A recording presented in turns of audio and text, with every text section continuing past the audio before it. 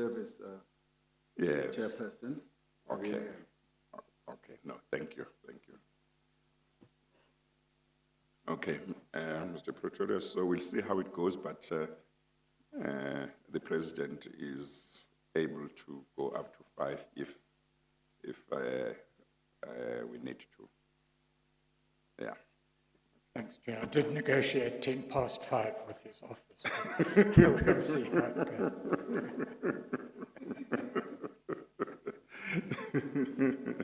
No, that's all right. Okay. Okay, let's continue. Thank you. Mr. President, would you look at what is known as the Diagnostic Report of July 2017? You will recognize that document. It's in Bundle 1 at page 836, or that is certainly the passage I'd like to refer to.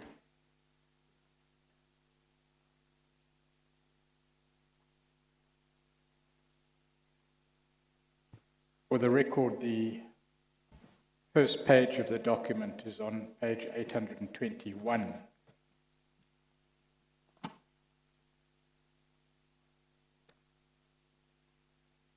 It is a document prepared, I understand, for the national policy. I'm sorry, Mr. Pretorius. You said 835, but I think you said another page after that.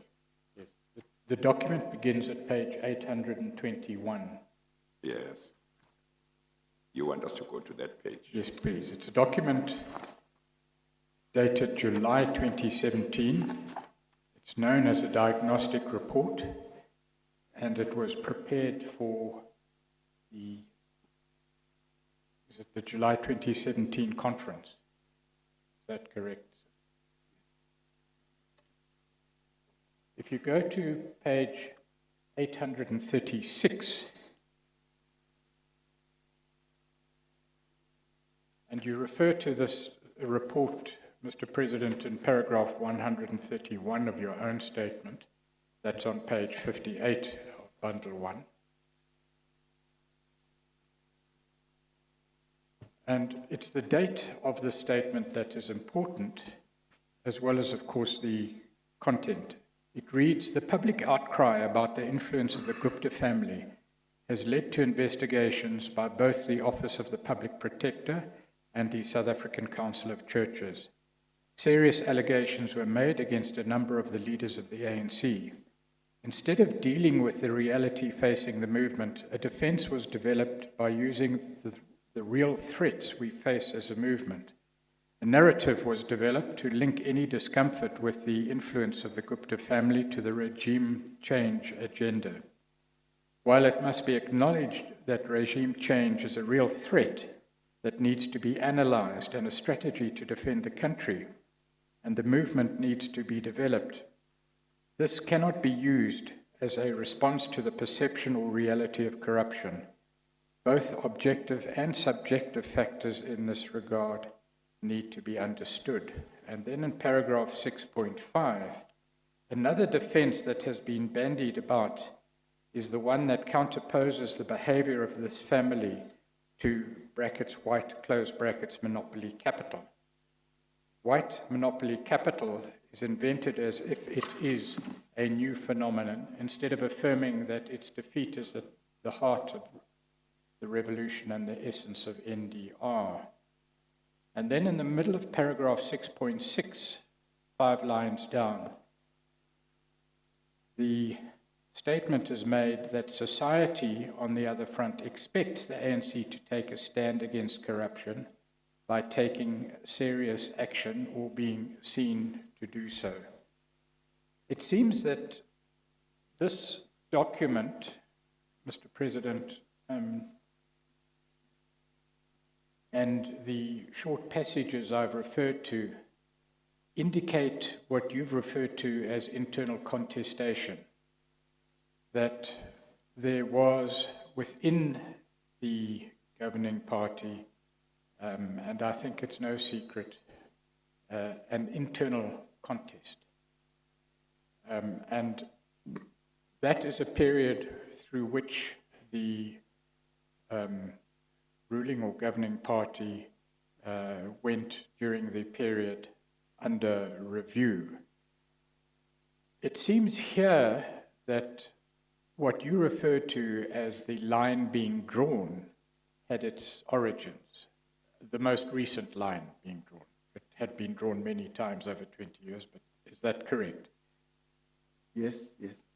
Then if you go to the December 2015 NASREC 54th Conference Report, that's in Bundle 1, page 256. You refer to it as well in paragraph 133 and following of your own statement. And many of these statements that I put to you in fairness have not been discovered by us. They're in your own statement. Sure. Page 256 of Bundle 1.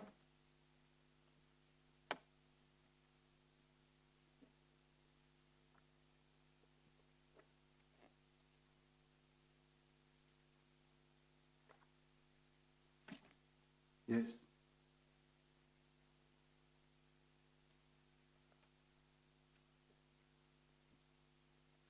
There is on that page a resolution that was taken at the conference, and I would just like, if I may, to refer to certain parts of that resolution. It's resolution headed ANC Credibility and Integrity Dealing with Corruption.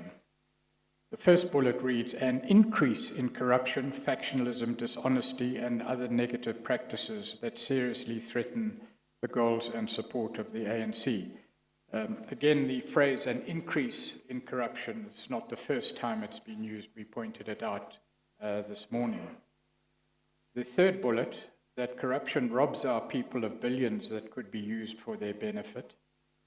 The fifth bullet, that current leadership structures seem helpless to arrest these practices, either because they lack the means or the will, or are themselves held hostage by them. Now, I understand, Mr. President, that you are here as a party leader, and what is said and how it is said is important in relation to, let me say, how the party responds to issues and strategies going forward. No one is blind to that fact.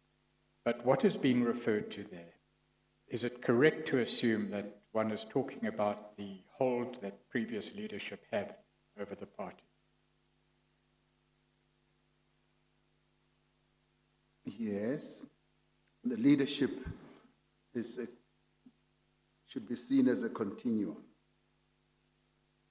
That leadership of the ANC, and this is what in large measure distinguishes us from other organizations, that the leadership that we have would have been in place for quite a while, so it continues.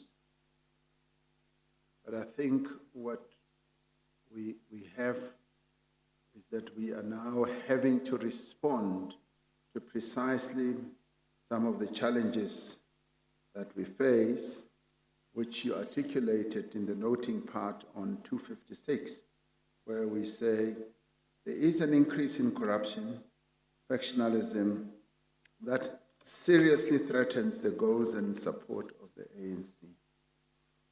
That the leadership right now that has had to draw a line is responding precisely to the increase in corruption, factionalism, and that this problem is not going away. It is continuing to entrench itself by increasing, and therefore it requires drastic action that should be taken, because it is resulting in less and less support for the ANC, weakening the ANC, dividing the ANC, and simply making the ANC less of a modern party by lack of renewing itself, because as a living organism, it needs to continue renewing itself. And it remains moribund, and therefore it needs to change. And this is what has led to drawing a line in the sand. Yes, this is. Oh, I'm sorry, Mr. Pretorius. When I see this part of the report, Mr. President, I'm reminded of the fact that earlier this morning when Mr. Freund was leading your evidence and questioning you on parliamentary oversight, there was a time where he made the proposition that it seemed that the portfolio committees, I think he was talking about that, did not have the will or were unwilling to do the necessary to deal with these allegations of the Guptas, their influence on government and so on. But it's interesting that in this report, one of the things that is said is, well, maybe the current leadership doesn't have the means, but maybe it doesn't have the will. Maybe they are themselves held hostage by these challenges. So maybe Mr. Freund might not have been too far from what the ANC itself was talking about. This is 2017, August, I think, and I think he was talking about the period in 2016, if I'm not mistaken. And this is a resolution of the conference. Yes. So it seems to me that he might not have been far from what the ANC itself were, after analyzing the situation, came to. Yes, if you do read this noting part, the ANC is being very honest with itself, being very realistic. Yes, yes, yes. And it goes even further, and this is precisely what we have experienced, sadly, where it also says that at times we do things that are not according to ANC or government policy, or not legal or constitutional, and wait for courts to correct our action. And that is the sad part that this conference was talking about. But it goes on to resolve what now needs to be done, which is precisely what we are now working on. Yes. Yes. So just to put that in its context, in relation to a statement you made, I think it was yesterday, that this is about drawing a line in the sand. What was recognized in this resolution, on the face of it, are two things. Firstly, that corruption had increased and quite simply had become intolerable for the ANC. But secondly, that current leadership was unable to deal with it. Something new had to happen. Is that correct? That's true. We will deal with this the next time around, but whilst we're here, Clause 7 of the resolution reads, ANC deployees to Cabinet, especially Finance, Police and Justice, should strengthen the state capacity to successfully investigate and prosecute corruption and account for any failure to do so. There has been,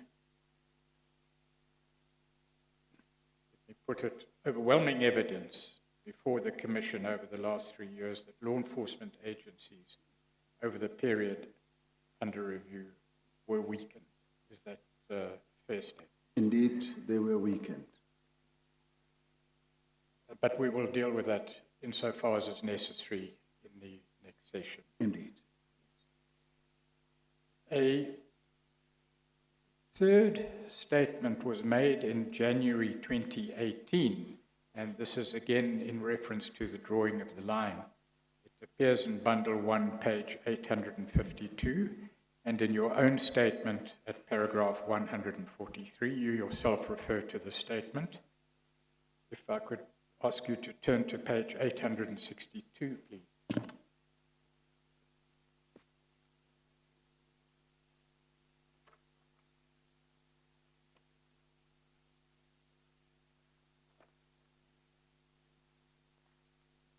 You seem to have made life very easy for you. As appears from page 852, this is a statement of the National Executive Committee of 8 January 2018.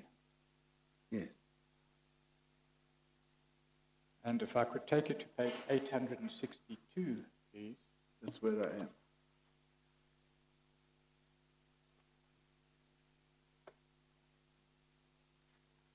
Very clear statement is made, again, which accords with your description of drawing a line in the sand in the 4th paragraph. We shall confront corruption and state capture in all the forms and manifestations that these scourges assume. This includes the immediate establishment of a commission of inquiry into state capture. The investigation and prosecution of those responsible will be given top priority. Mechanisms for the appointment of individuals to senior government positions, state-owned entities, and law enforcement agencies will be strengthened to improve transparency, prevent undue influence, and ensure adequate vetting of candidates. And a lot more is said in the same vein about that renewal, the drawing of the line in the sand, and the move forward. But if we could then fast forward to August 2020, by all accounts, a difficult month for you, Mr. President, as you will remember. But if we could go to bundle 1, page 934, and you deal with this in paragraph 147 of your statement.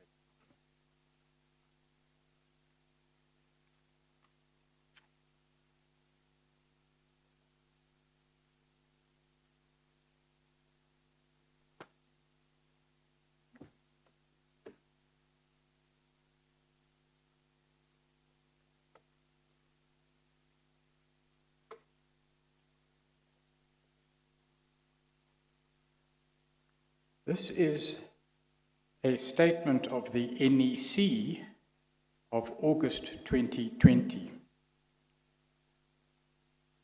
Yes. It's an ANC statement on the outcomes of the National Executive Committee meeting. And on page 934, under the head Corruption Drawing a Line, it reads, the ANC is outraged and deeply embarrassed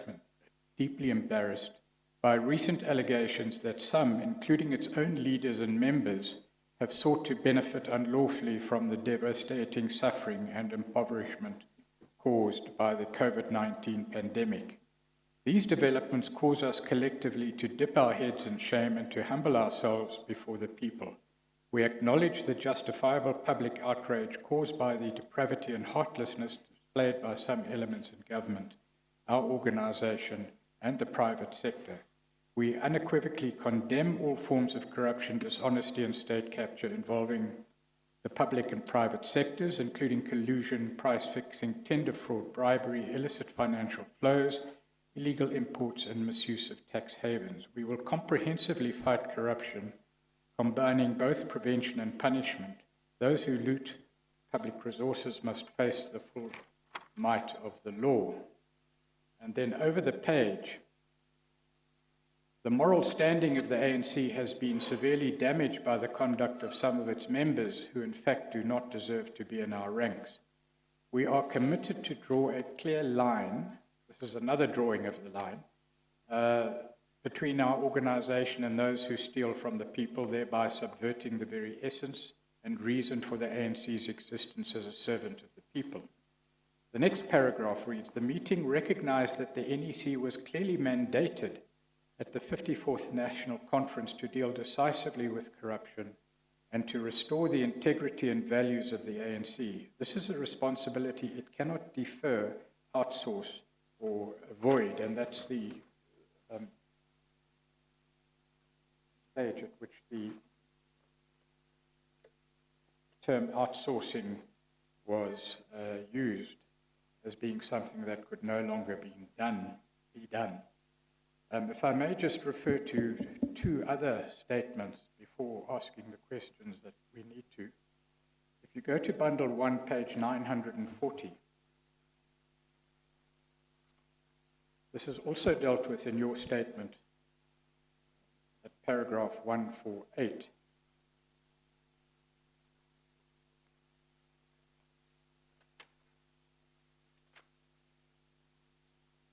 This is a letter to the members of the African National Congress, if I understand it correctly, dated 23 August 2020 and authored by yourself. Is that correct? Yes.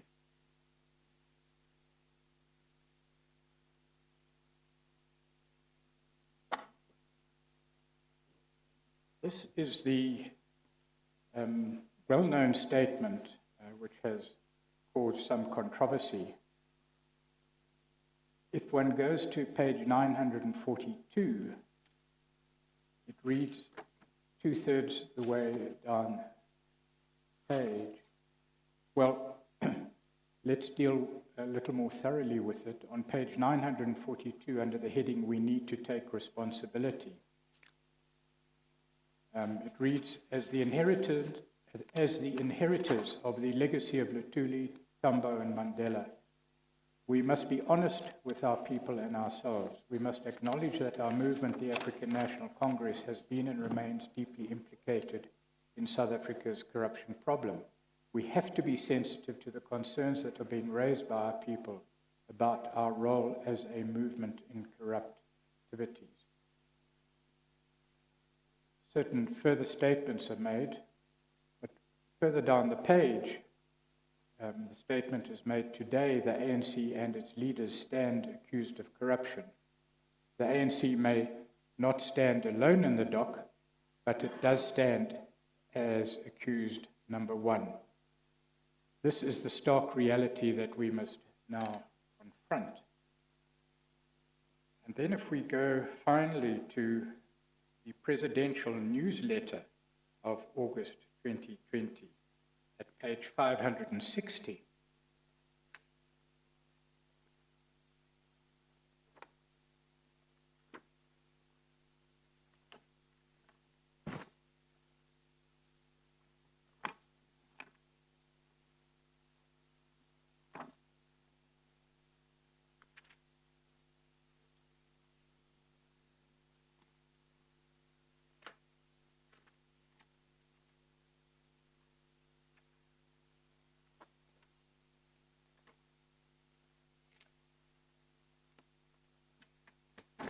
Sorry, that's the wrong page. Bundle 2, I'm afraid. I'm sorry, I misled you. Bundle 2, page 560.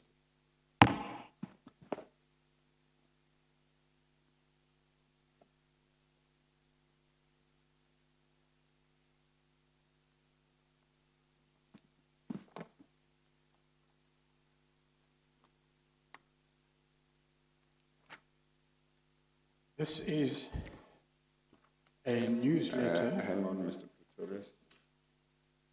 I'm still waiting for my bundle. I'm sorry.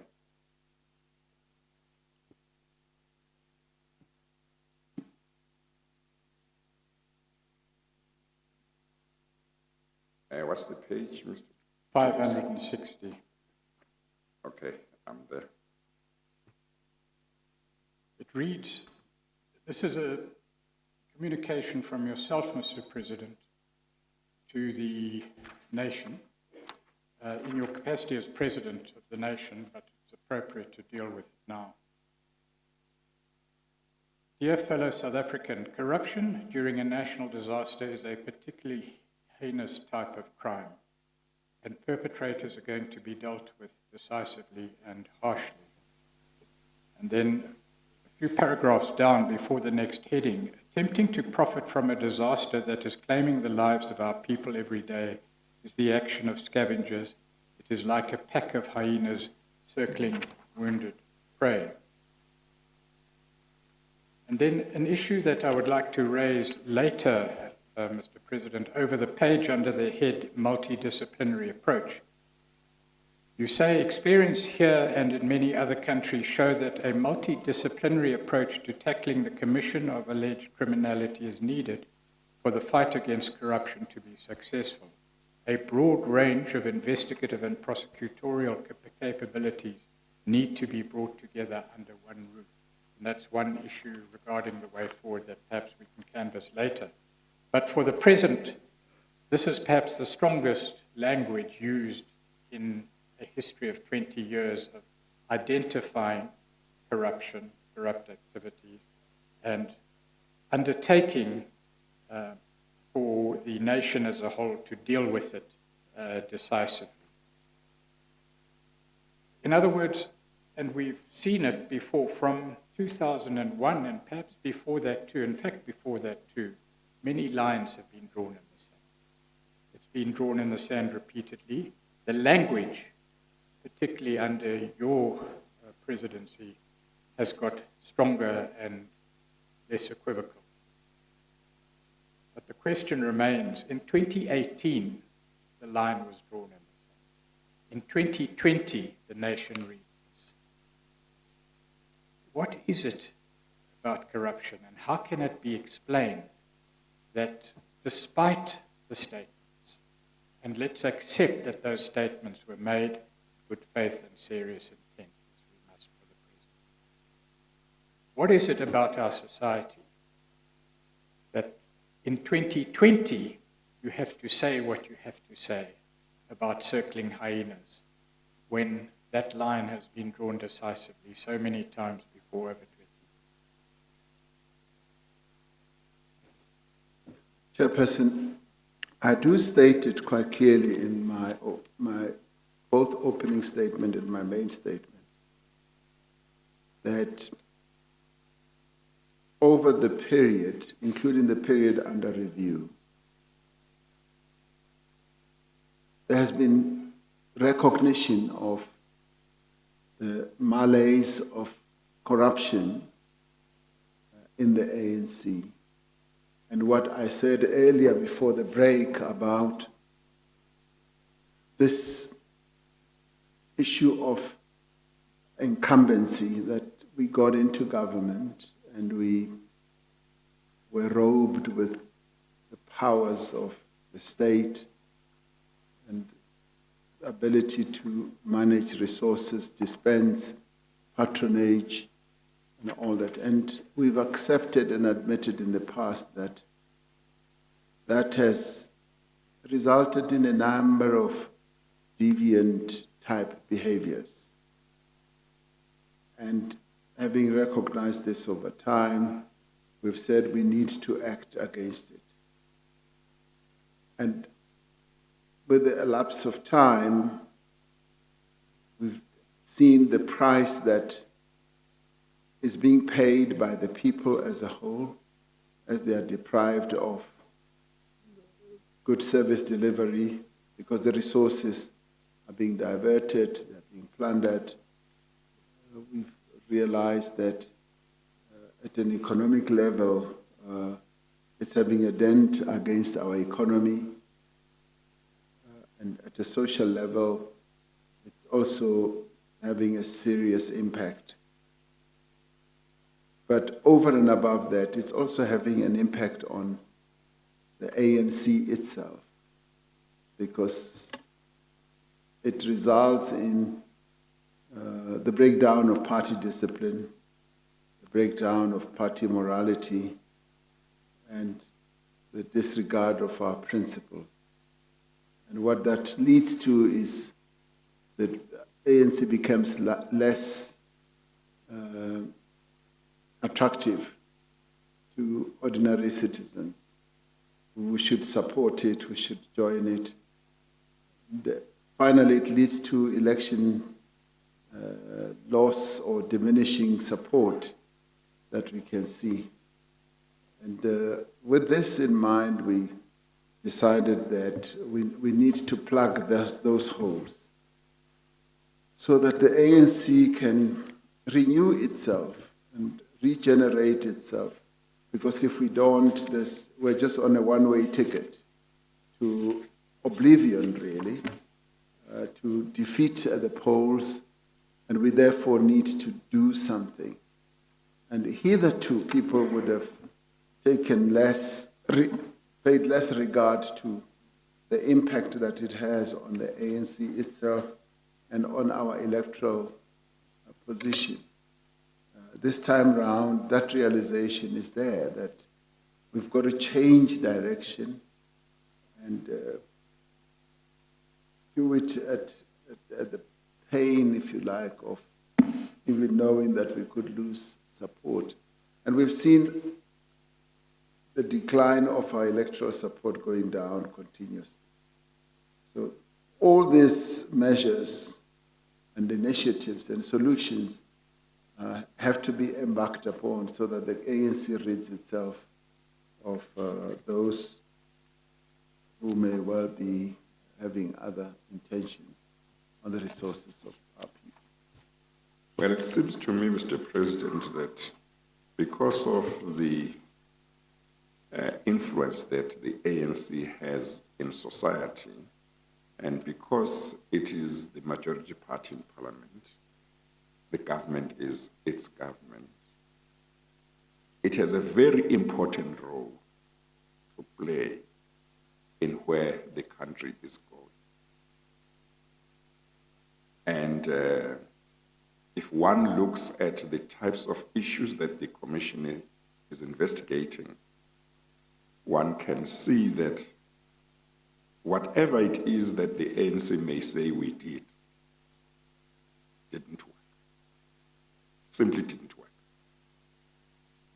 That's why corruption has reached the levels that it has reached. That's why we hear the kind of evidence that the Commission has been hearing. So, to the extent that the ANC wishes to be part or to even play an important role, because it must, I think, in changing the situation in the country on these matters, it can't do so, it seems to me, and you may comment on this, by looking at those things that are comfortable for it to change. It can't make a meaningful impact. It can't make a serious contribution to making a meaningful impact on corruption and issues of state capture unless it confronts issues that are painful to confront. And say to change things, we'll have to feel, we have to do certain things that we are not comfortable to do. So as you prepare to come back later, because even though you will be dealing with matters wearing your cap as president of the country, there's still some homework to do as president of the party, as we discussed yesterday. It's going to be important to really look at what are those really important things that may need to be looked at. That is so true.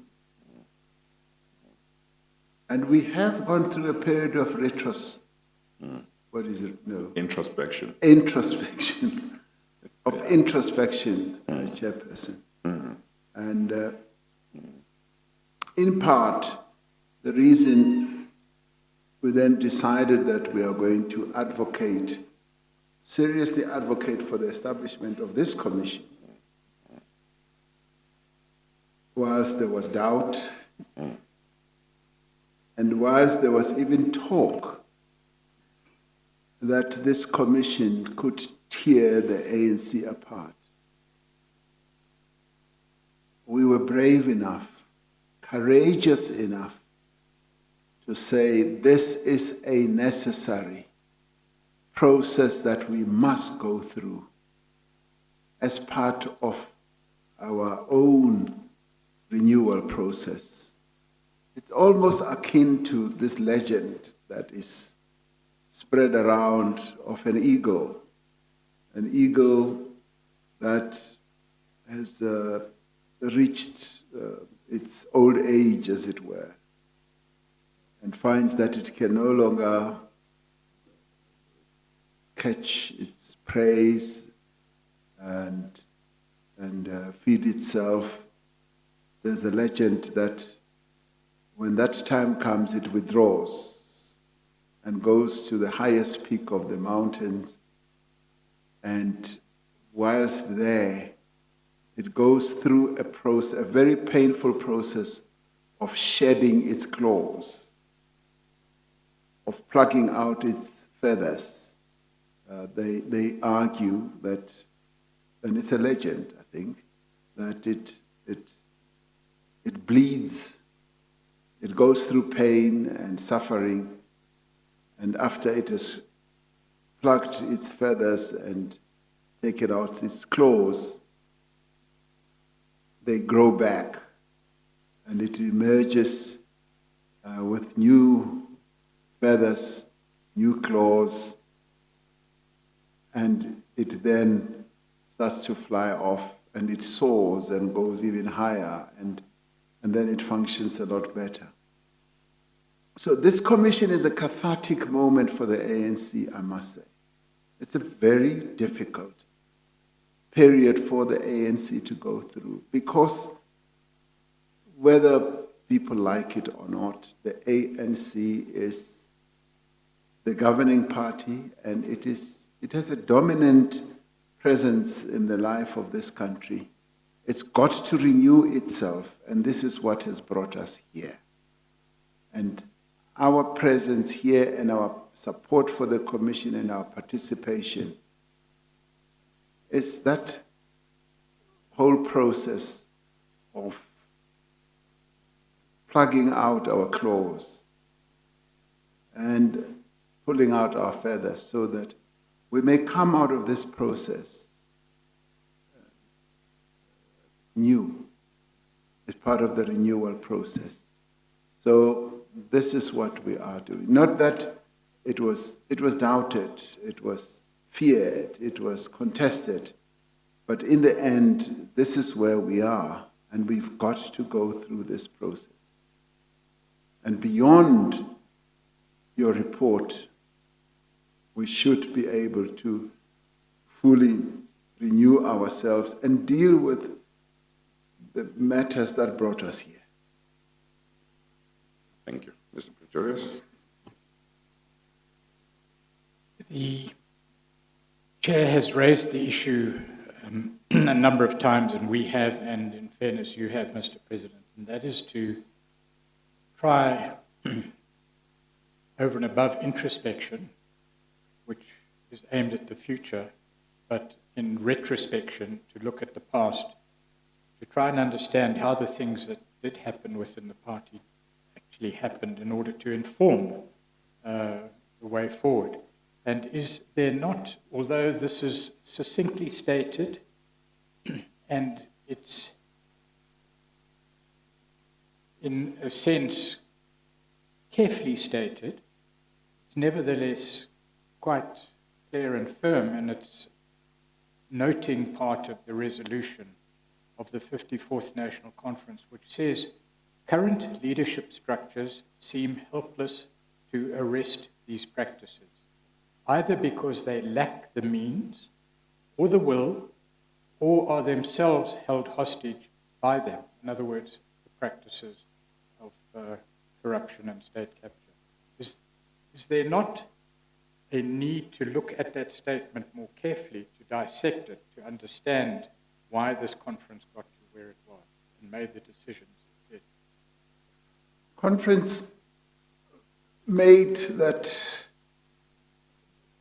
it was a noting statement, and conference being a conference of more than 5,000 delegates from branches, the predominant views that are expressed at conference are from ordinary members who are representing the branches of the ANC.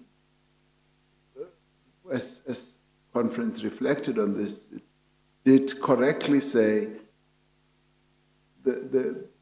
we seem to be helpless, and the leaders seem to be helpless as well.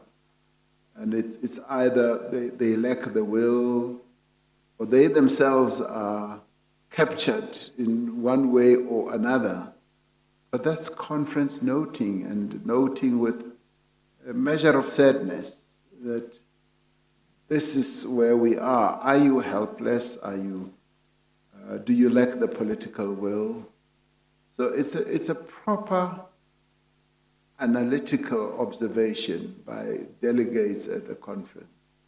And I agree with that, but would say it's not true that the entire leadership is captured. And it was an observation by the delegates. And in a way, the proper interpretation of that resolution means to me that prove to us as delegates that you, the leaders, you have the political will and you are not captured and you are going to do something about this. So for me, that is the flip side of the coin of that noting statement. So we then have, as a leadership, to prove to the membership that no, we as leaders who were then elected at that conference, we are not, and that is why we've fully embraced the decision that was taken at the conference that we will have this commission established, supported, and we will appear before it to come and testify, because we are now involved in a new process.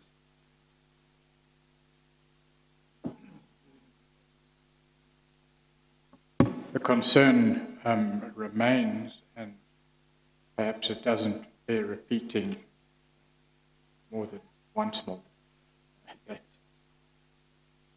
this statement was made, and quite starkly made, in 2017. 3 years later, or almost 3 years later, you used the language of hyenas and accused number one in the dock. Is there a concern that the observer might legitimately have that although the will is there, the means or the achievements and the methods are not? I would argue that the contrary is true now. The will is there.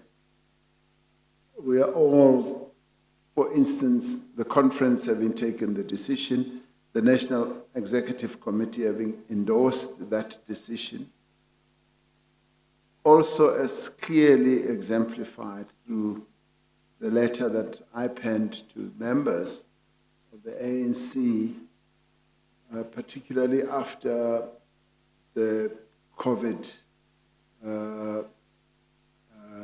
procurement debacle.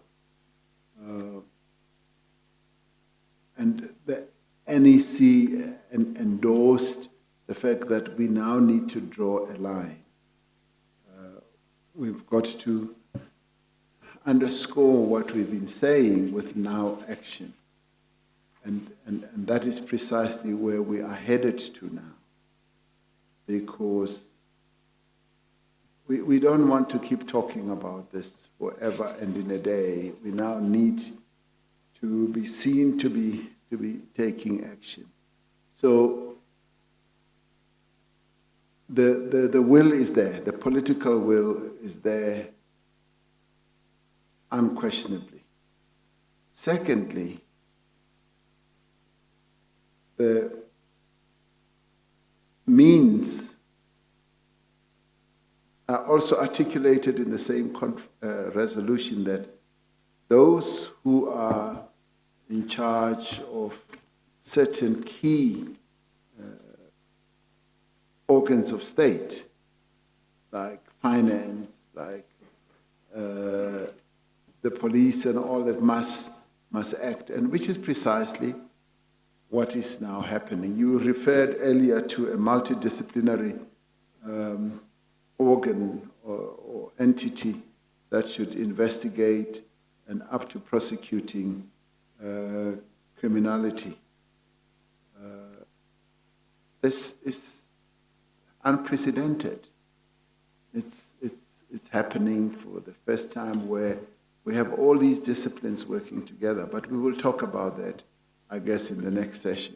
So the means are being found, the will is there, and there's clearly proving that where there may have been doubt that action is not being taken because people were either not having the will or the means or themselves captured, we're disproving that. I think the resolution or the noting in the resolution was your leadership. Yes. We think some of you are held hostage, are captured. Yes, sir. But not all of you. Yes, sir. But some don't have the will. Yes, sir. Some have the will, but they don't have the means. But some of you are captured. That's true. Okay. That's the noting part. Yeah, that's the noting part. Yeah.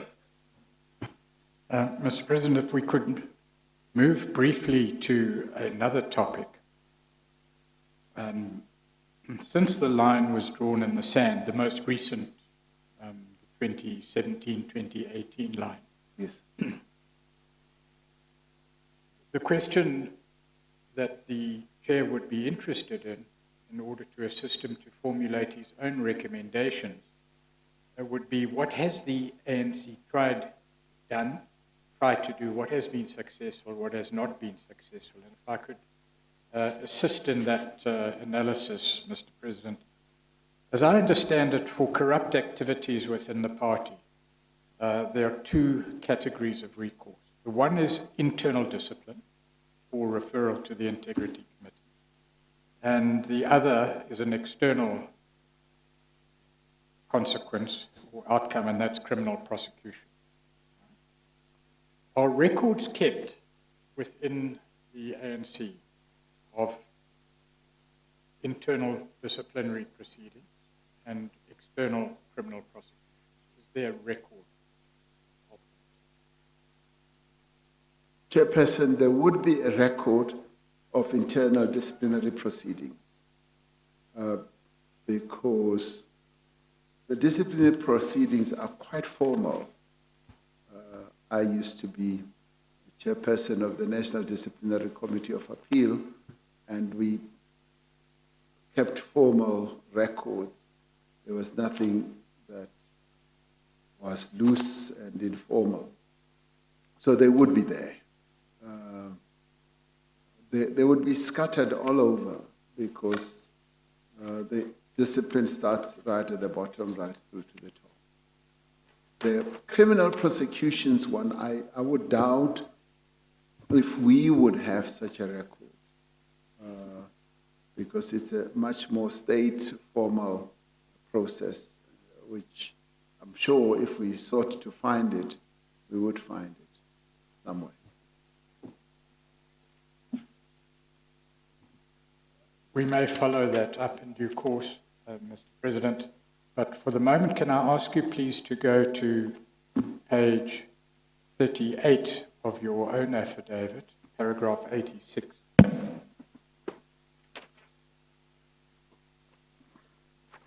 This is again in the category of recourse.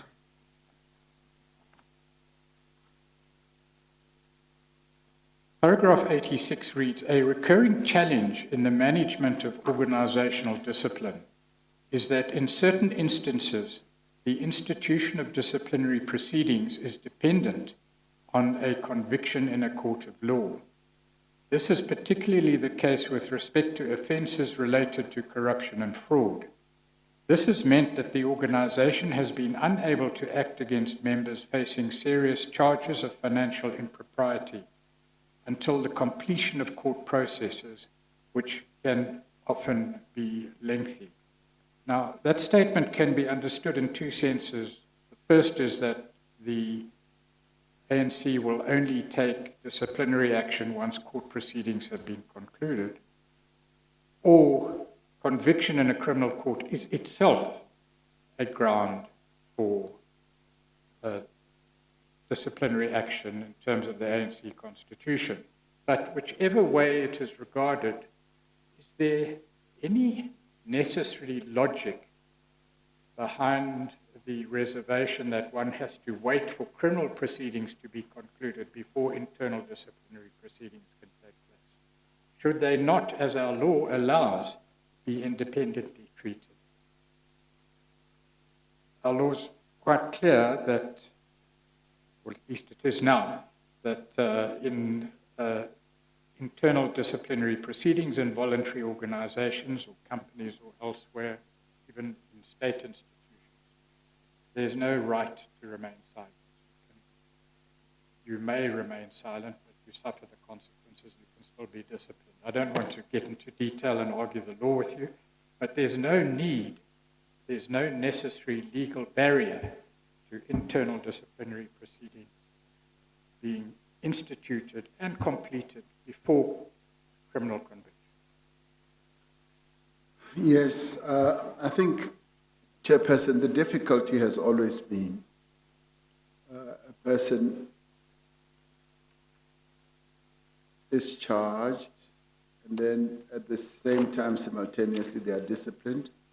They stand trial, and the disciplinary process has been done and concluded, and then they are found not guilty in the formal state, the law enforcement. Yeah. So what do you then do? Do you go back and undo? For instance, if the charge was theft in the ANC and the charge is theft in the state, what do you then do when they're found not guilty? And the way we've sought to deal with it is to say, if you have been charged, you should, of a serious crime that has to do with corruption and so forth, you should step aside. And you're then given an opportunity to go and clear your name while having stepped aside. Go clear your name, and having done that, then the disciplinary process in the ANC can then ensue. Unless, of course, you could be charged with the charge of bringing the ANC into disrepute by having stolen a chicken, stolen money, or whatever. That would be a different matter. But people will always want to link the two. So we've thought that the safest route is actually to say people should step aside, which we've provided for in our resolution. Well, yeah. Why should it be only the ANC which has got this problem? Of course, Mr. President, with your trade union background, you know that in the workplace, for example, if an employee is alleged to have done something that is a criminal offense, the employer is not going to wait for the police to investigate and for him to be convicted. The employer will convene a disciplinary hearing, come to a conclusion, and if the police get involved and there's a criminal case, that's a different process governed by Criminal Procedural Act and the criminal law, but the employer is done. If the employee is aggrieved by the employer's decision, there are fora where to go to, there are processes where to go to and challenge it. And sometimes the decision in the criminal court and the decision in a disciplinary inquiry will be different, but the standards are different too, that are applied to determine the guilt and so on. I mean, within government too, government departments, I know that the government departments are notorious for keeping people on suspensions for a long time. They do that even to judges. judges have got certain processes that are compulsory, but the government departments have got no processes that are compulsory for them to wait. Yes. So, and I don't think that those delays are because they are waiting for criminal courts. But they've got those delays, but they don't need to have those delays. So the proposition is that that's not a good ground to delay. Every organization, has its own rules. You can't let somebody who you believe has done something completely unacceptable to your organization, not be disciplined by the organization. Because if you are going to wait until the outcome of a criminal case, which might finish in 3 years, and then there might be an appeal, which might take another 3 years, by the time that process is finished, how can you still say you are going to have a disciplinary hearing? So it's like you just wait for the courts, and when you can deal with the matters yourselves. So the proposition would be that the organization would need to reconsider that, because I don't think anybody else follows that route. Well, I think, Chairperson, a political organization is very different from, say, a company and a non-governmental organization of another sort. This is an organization that is composed of very active members who take views and positions, and who, when they have a sense that they are being treated unfairly, respond. They can either go to court, disrupt your organizational processes and all that. And this is what we have thought would be fitting for us as the ANC, because it hasn't really been the practice to say, if you are charged, you must step aside. It hasn't been the practice. I know that in many organizations, including the private sector, that is the norm, that if you are charged, you immediately step aside, and some even do it voluntarily because they fear that they will compromise the image and the integrity of the organization, so they step aside, and could also sometimes argue that, allow me space, I'll take a leave of absence to clear my name. And of course, it behoves on the organization itself whether they are going to prefer charges against that type of person. So for us, it has been a major step for the ANC to take, that when charged, you've got to step aside, and when serious allegations, you've got to go to the Integrity Commission and explain yourself.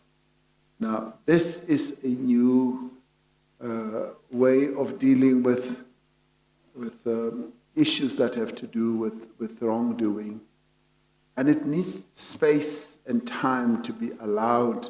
The ANC needs the space and time so that this new process, which will eventually emerge as a culture, should mature in the organization. I would argue that suddenly changing it before it is tried and tested would lead to a lot of confusion. Hitherto, people have always argued that innocent until proven guilty, and they've always said, I stay where I am, come hell or high water, and yet it has an impact, a very negative impact on the integrity of the organization. Yeah. Mr. Pretorius. Thank you. There is a great deal of academic writing, which I'm not going to refer to, this is not an academic occasion, that says that in relation to corruption, a systemic approach should be adopted, and it's not enough simply to say, well, if someone does wrong, we must discipline or charge in a criminal court in whatever sequence. You yourself have mentioned, and the resolution at the 54th National Conference spoke about weakening of law enforcement agencies. That we can deal with if we have time next time around. Sure. But I'd like to raise it insofar as appointments and dismissals are concerned, because that is a topic we've dealt with here today and yesterday. The Constitution makes it very clear, the Director of Public Prosecutions has a term of 10 years, and it has emphasized in that judgment that that's very important because it goes to the independence and security of tenure of the office. It's an interesting fact that since 1994, or since the establishment of the NPA, not one NDPP has lasted his or her full term. And you have already taken certain steps, but perhaps these should be clarified not only in relation to the NPA, but other law enforcement agencies. What steps have been taken or considered by the ANC in relation to appointments, and how they should be selected and how they should be appointed? I'm not going to ask you to account for the evidence that has been given over a long period of time before the chair about appointments and dismissals in the period under review by the Commission, but to look at and we all understand that this is a contributing factor, as the resolution does that we've spoken to. What steps in relation to appointments have been considered? None. None have been considered. When I initiated the process of appointing the current head of the NPA, it was like uncharted territory, uncharted waters. And one did that precisely. We wanted to have a very transparent process, a process which everyone in the country would have confidence in, which would go through a number of candidates who would be interviewed by a selection committee, which I appointed at the time. It was headed by former Minister Jeff Radebe, who is well experienced and well steeped in doing this, and he helped considerably well in getting us to arrive at this point, and he was very, very scrupulous in going through the myriad of applications that we received. So that was a very good process. Whether we will do it for others is a matter that one would still need to consider. So in the ANC itself, no, it hasn't been discussed, including the tenure. And appointments to the civil service, clearly that is a matter that concerns the ANC as a party, as we've heard, but also may be dealt with through legislation and elsewhere, as you've yourself pointed out. But is there any step that can be taken to isolate appointments and dismissals from patronage politics? Or was that too general a question, to be fair at this stage? No, it isn't too general a question. We mean to put into effect what we have said, that we need to move away from the politics of patronage. We need to exercise fairness, openness, and equity. Now, those are generally accepted principles of doing things, and there's nothing wrong with approaching the appointment of people in that way. So, and that saves you from an attack on the issue of patronage, that so-and-so was appointed because they are going to be used for this and that purpose, or nepotism, and what have you. So those are principles that I would want to see observed as well. Has any consideration then arising from your answer been given to precluding party officials or government employees from doing business with the state? I think that has been mentioned. Yes, that has been mentioned, and when it comes to government officials, as clearly stated in our regulations and in our law, that it's prohibited. And you've got to declare your interests up front. And when it comes to even public representatives who are in the executive positions like ministers, that too is prohibited, and you've got to declare your interest as well.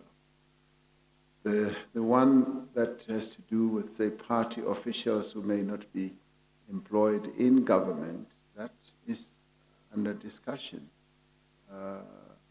We've got strong views on both sides. There are people who argue that what is wrong with me as a party official doing business with government, and others who hold a strong view that once you are a party official, you and your close relatives should not find yourself doing business with government.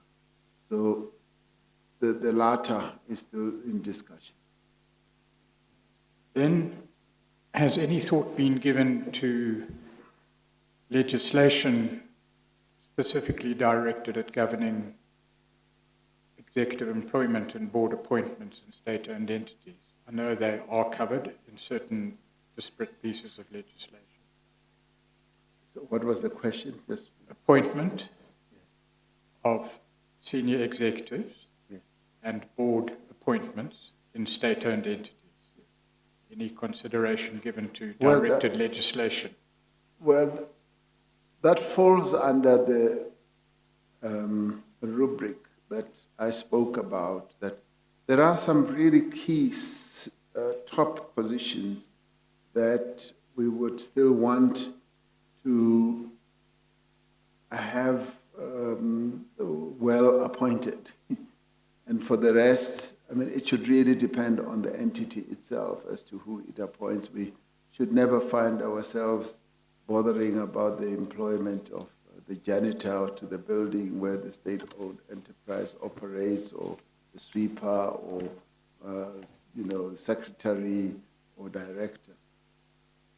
So we would only want to focus on those who have a bearing, whose appointment rather has a bearing on the general direction of the company or the entity.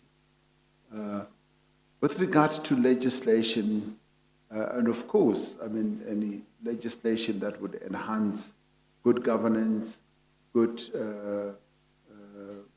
leadership, and everything that's good should always be welcomed. And the State-Owned Enterprise Council, which is a presidential state-owned enterprise council, is seized with this matter, if I can use a colloquial term like that, and is dealing with this, and we should be able to get really good outcomes. And in fact, there are already drafts that are going to be addressing precisely this issue. There are two further topics that perhaps could be dealt with in the next round, Mr. President. And the first is the draft national implementation framework towards professionalisation of the public service. Yes. I'm sure that would be of great interest to the Chair. Yes. And the second is procurement reform and what is envisaged in relation to Yes. the legislation That's that right. might, that is on the table. Yes. Present. I may then move to another topic, please. It is a topic related to the party financing in a way, or the allocation of party finances.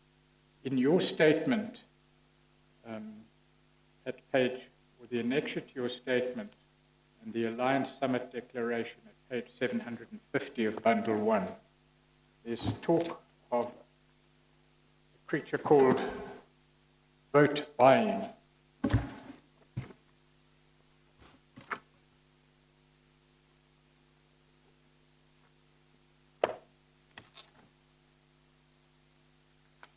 What page did you say it is?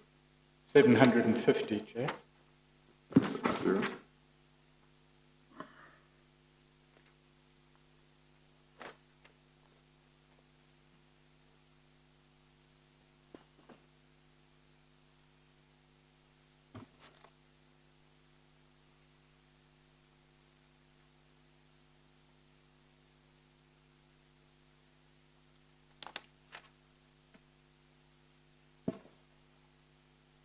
This is a statement made by the former president in 2015. He says, Which page? the statement begins at page 748. Of 48, yes. I want to, if I may, Mr. President, refer to page 750. Yes. The last paragraph reads, among other things, we have identified the debilitating effect of money politics. Many comrades gave concrete examples of how some of us participate in the practice of buying other comrades to vote for us. And then on page 753,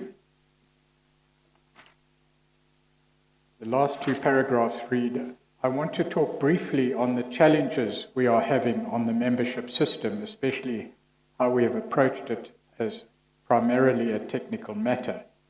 Virtually all comrades talked about this. Comrades have talked about instances where the membership system is abused, manipulated, and subverted. We have talked about people being given money and wined and dined in exclusive hotels. In other words, comrades here know who has been given money, by whom, when, how.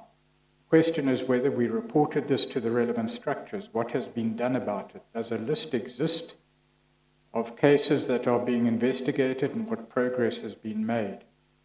The officials and the National Working Committee should give urgent attention to this.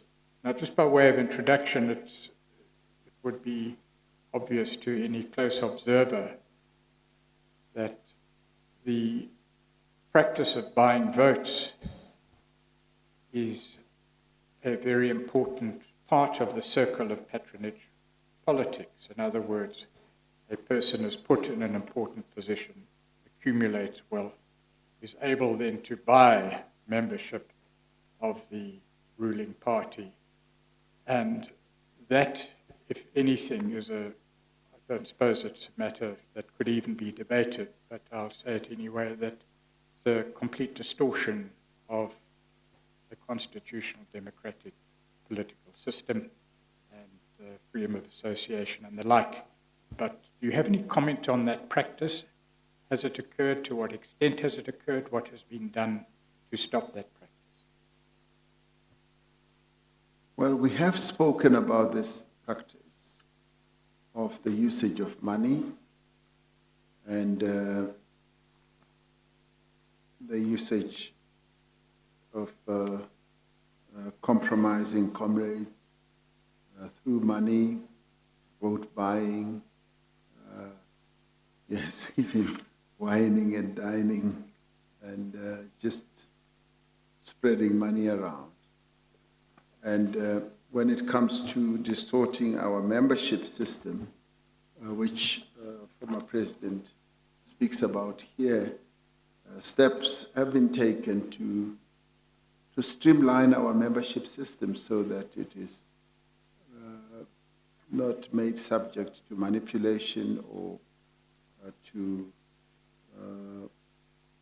being hijacked by those who may want to just buy membership for others or pay membership for others.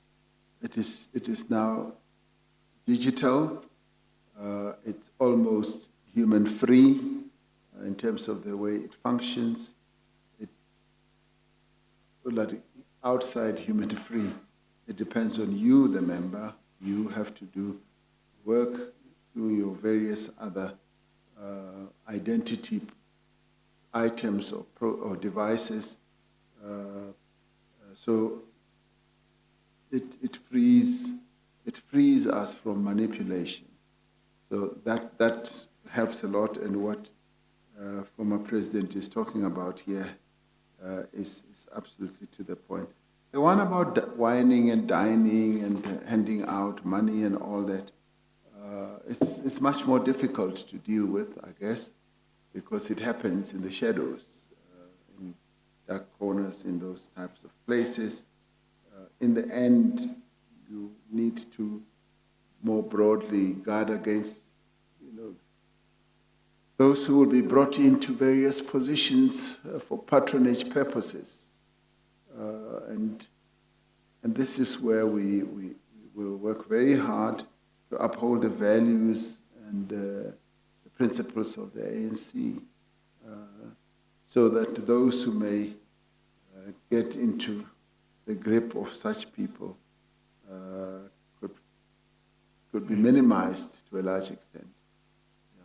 You yourself, Mr. President, sorry, had you finished? Yes, I had. You yourself raised the issue in quite clear terms in paragraph 167.3 of your statement at page 74 of Bundle 1, if I can read it to you. Yes. The ANC has recognized the erosion over time of its organizational integrity as processes have been manipulated to advance the material interests of certain members and associated private companies and individuals.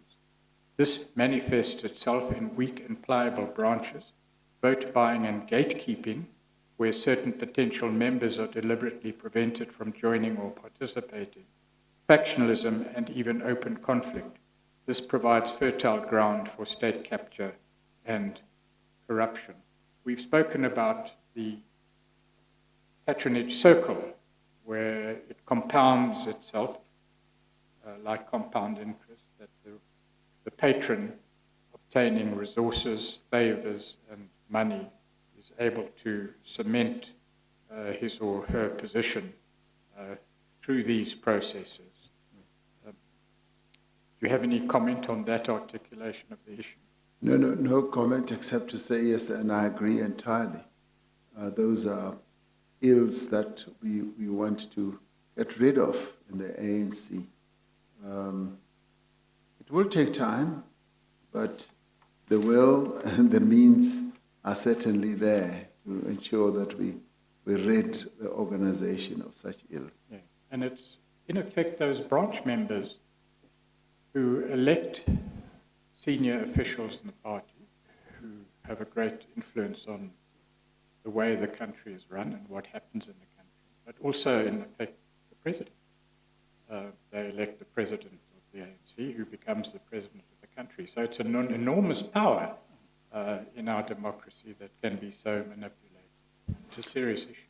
It is a very serious issue, and it is for that reason that we raise this issue, because it is serious, and we raise the level of consciousness and alertness against such deviant behaviors within our membership structure. So it's a process that we need to embark on, and we have already started with that one at least.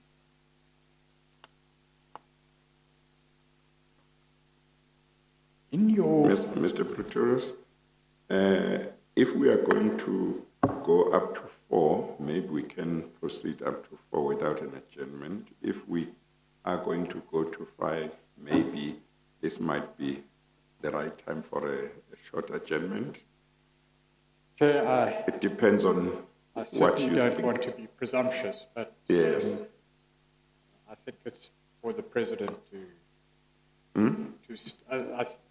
it just appears to me that it's been 2 long days and the President should be free to say whether and when. Yes. Can you go home now? With my permission, Mr. Well, maybe whatever the position is, maybe let's take a 10 minutes break, whatever, whether it's going to be 4 or whatever, let's take a 10 minutes break. That's fine. That's fine with me. We adjourn.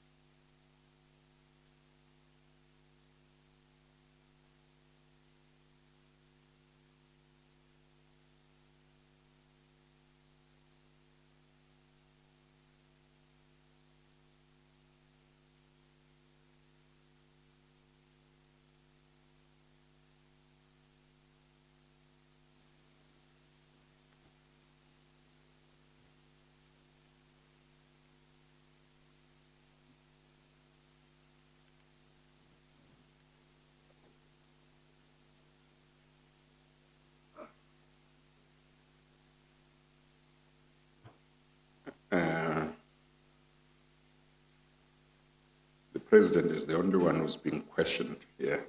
So maybe you are right to say we must find out whether he still stands where he was earlier, where he said we can go even up to 5.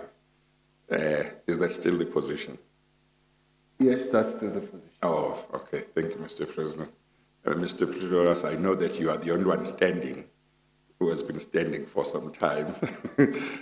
But I guess that if you still have issues to deal with, let's try and go up to 5 because the President is making himself available. Yes, it will be till about 4:45 because That's fine. the President does have a closing statement he wishes to make.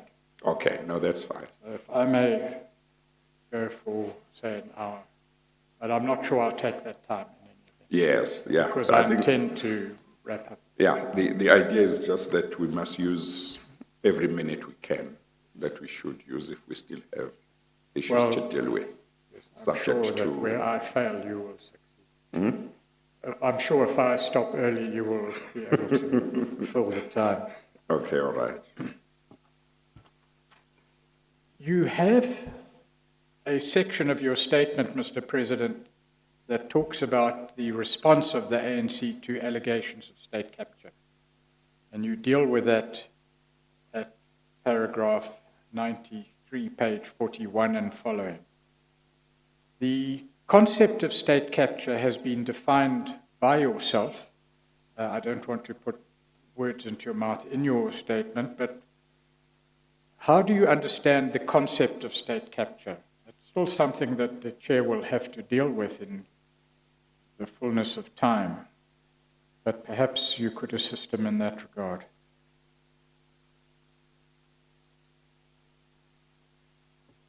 Well, in our country, the concept of state capture really it's wrapped up with corruption, and it gained prominence as we were observing how certain interests had positioned themselves to have control over, state institutions in relation to the appointment of people to them, in relation to the resources of those institutions, and also how they had ensconced themselves with the political leaders who they sought to, as it appeared, to want to influence. And what we got to hear was how it manifested itself in the form of whisperings by those people about dispensing patronage, dispensing positions, appropriating government contracts in various state institutions as well. And that smacked of unlawful involvement in those institutions and undermined the processes, the known and legal processes that those institutions were supposed to have. And it was represented through a family who befriended certain people in government, up to and including getting those people to claim that these are our friends. And they even underpinned what they were doing with ideological articulations that they were advancing the concept of black economic empowerment. And as it evolved, you started seeing how even that concept of black economic empowerment was being undermined and, in fact, eroded because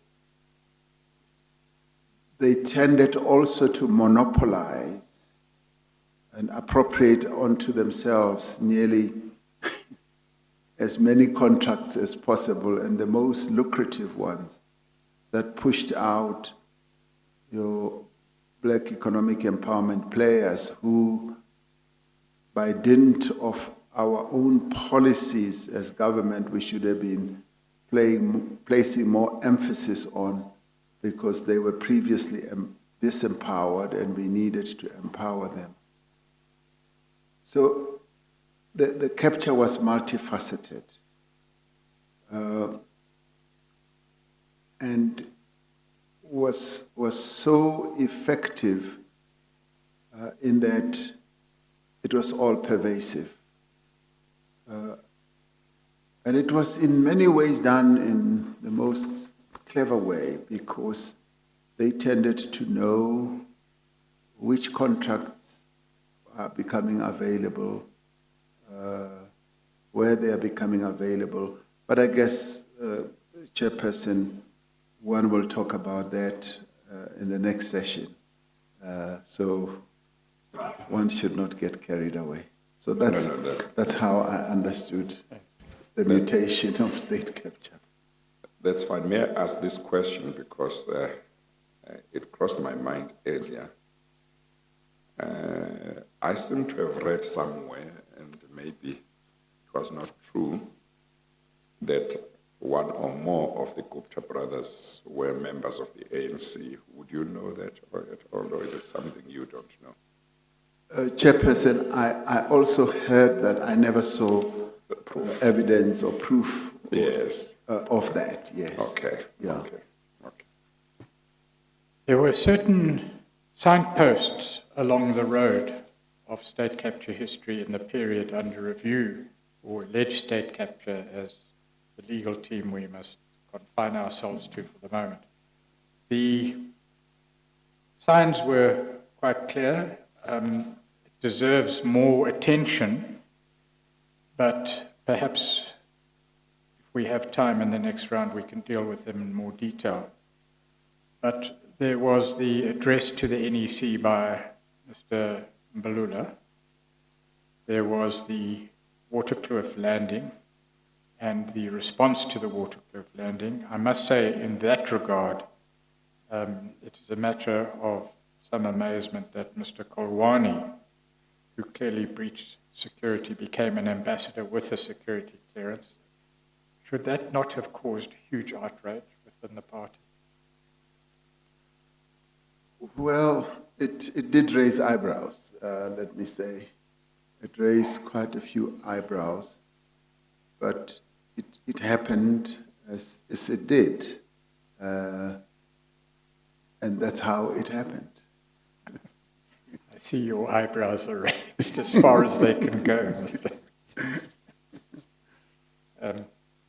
But perhaps that belongs in the state portion.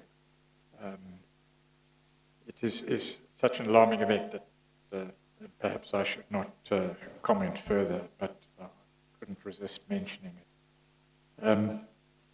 Then there was the dismissal of Minister Nene and the appointment of Minister van Rooyen, and related to that was the March 26 revelation of Mr. Jonas. And you've dealt with that this morning. But those issues gave rise to at least one series of events that I think should be dealt with, and to one observation that I would wish to put to you for your comment. The series of events was the appointment of the internal inquiry. We know that the internal inquiry that was mandated by the ANC NEC received one written response. 8 people came forward with oral responses. And there was, as appears from your own bundle at page 126 and following, a sense that these 8 at least said they would prefer to make submissions to an independent body.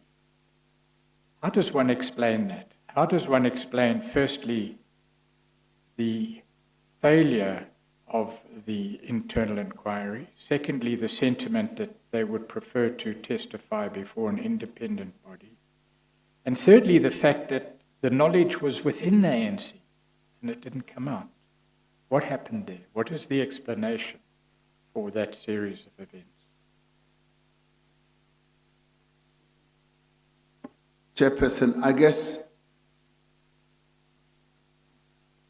the inquiry that was initiated by the Secretary General was a rather proper process to follow,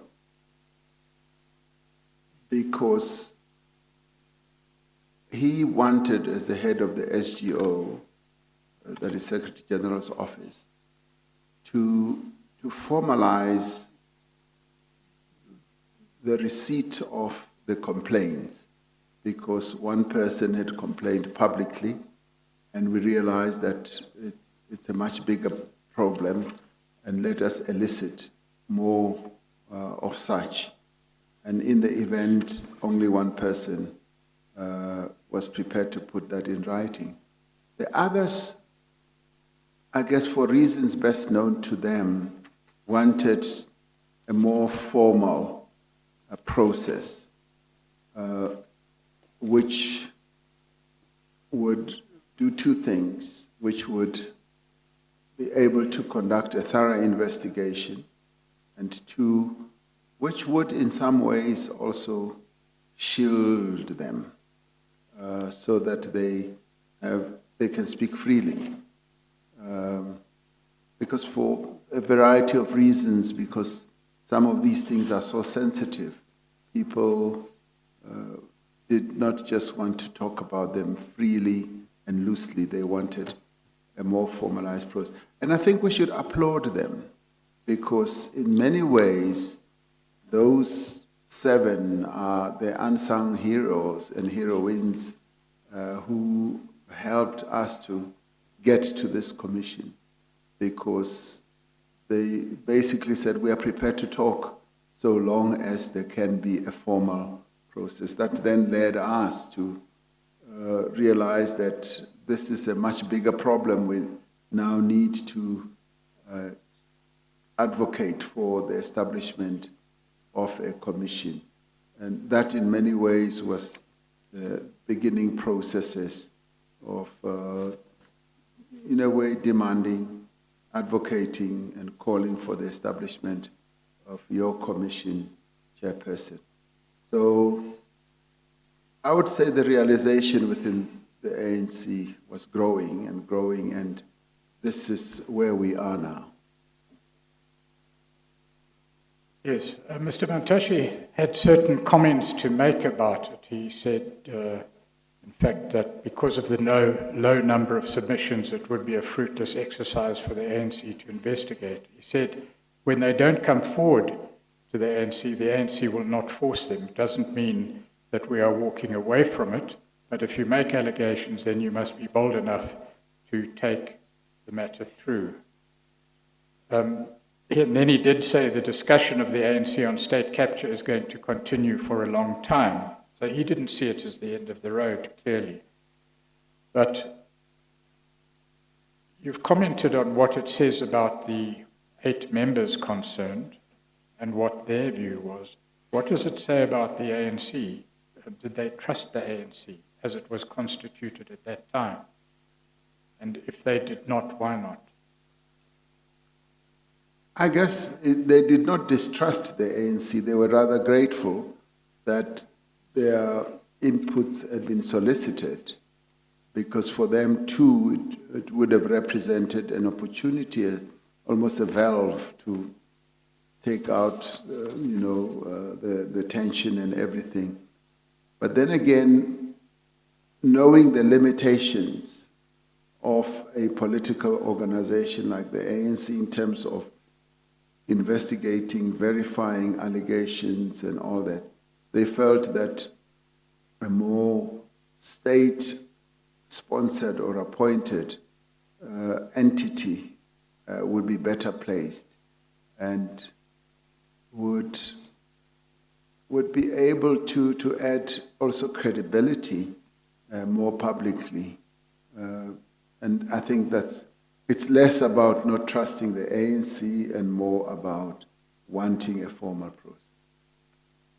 But also, Mr. President, I must say that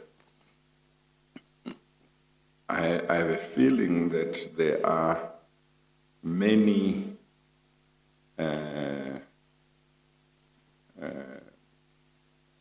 maybe current DGs, DDGs, and past DGs and heads of department who may be members of the ANC who must have known a lot of things that should have been brought before the commission and who simply haven't responded positively both to my own calls for people in South Africa to come forward with information which I've made over the past 2.5 years, as well as to the calls by the ANC itself to say its members must come forward and assist the commission.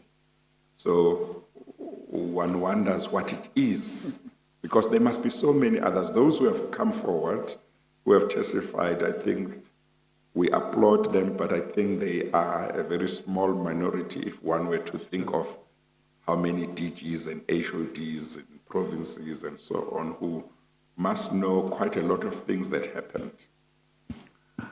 Chairperson, I think we need to look at the personal circumstances of people because the human element does kick in. Your commission is a very highly publicized forum. It takes guts and courage for anyone to come here to testify, and I have been filled with awe as I've looked at the many people who have come before the commission to testify. Others have had to come, they've been directed to come, and some you have subpoenaed, and others have volunteered. So it's not everyone who will be inclined in that way and who will have that type of courage to have their testimony in public, yes, and under the scrutiny of the media. And sometimes people may think it's career limiting. I suspect so. It's career, it could affect their families, it could affect them personally and their career prospects. So it's not easy, sir, to come before you. People come here trembling and fearful. So it's not everyone who is brave enough to come here. Thank you. Mr. Patronage.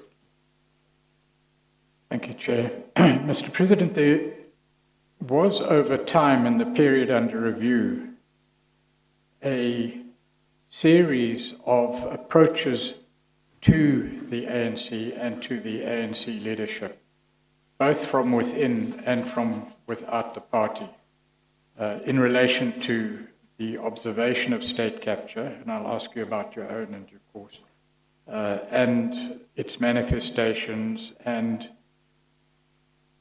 a frustration amongst many. There was the memorandum from the veterans. You will recall that that's dealt with at page 517 of Bundle 02 for the record. There was the letter from the Stalwarts Foundations. You will recall that. There was the memorandum from the Directors General. You will recall that. There was the inquiry conducted by the South African Council of Churches, and there was, of course, the Public Protector inquiry. In that context, I want to put to you, if I may, and if I'm taking it out of context, you will pull me up for it. Paragraph 103 on page 45 of your affidavit, where you say another important development during this time was the decline in the ANC's electoral support in the local government elections of August 2016. Opinion research at the time indicated that the issue of corruption was becoming an issue of greater concern amongst voters, and that it was among the factors that contributed to the ANC's weaker performance. This was one of the more direct ways, although not the only one, in which public opinion contributed to a shift in the ANC's response to state capture. Let me repeat that last sentence. This was one of the more direct ways, although not the only one, in which public opinion contributed to a shift in the ANC's response to state capture. Now, you will recall, Mr. President, our discussion at the beginning of your evidence yesterday when we spoke about the leadership role of the party, which you acknowledged. If an observer was to say to you what the ANC did here was not to respond to the glaring signals of state capture and corruption in the period under review, even those various approaches made from within and without the party did not seem to take hold until the truth of the loss of electoral support hit home, and that was the reason the ANC reacted. In other words, not as leader, but as follower. What would you say to that observation? Well, it is true that it was the reaction of ordinary South Africans that was demonstrated through electoral support that got the ANC to sit up and reflect on what corruption and state capture was doing to its fortunes. Even that issue alone was contested in the ANC. There were those who did not think so, though they were a minority, but the majority took heed. And this became apparent leading to those elections with the various election surveys that the ANC does, which is done by nearly every political party. Wherever we went, and as we engaged with people, the number one issue that people were concerned about was corruption / state capture. They were most unhappy that the movement that they loved so much seemed to be so deeply immersed in corruption and seemed to have been captured, because as all these reports came out, and particularly the emails issue, it had a negative impact, whether one likes it or not, a very, very negative impact. The integrity of the party, the image of the party was dented, and that was reflected in the electoral returns. So that in itself also had a huge impact on getting the ANC to then have a sense that it needed to do something, because otherwise it would just see a continued slide in its electoral fortunes. Yeah. Well, for yourself, Mr. President, what were the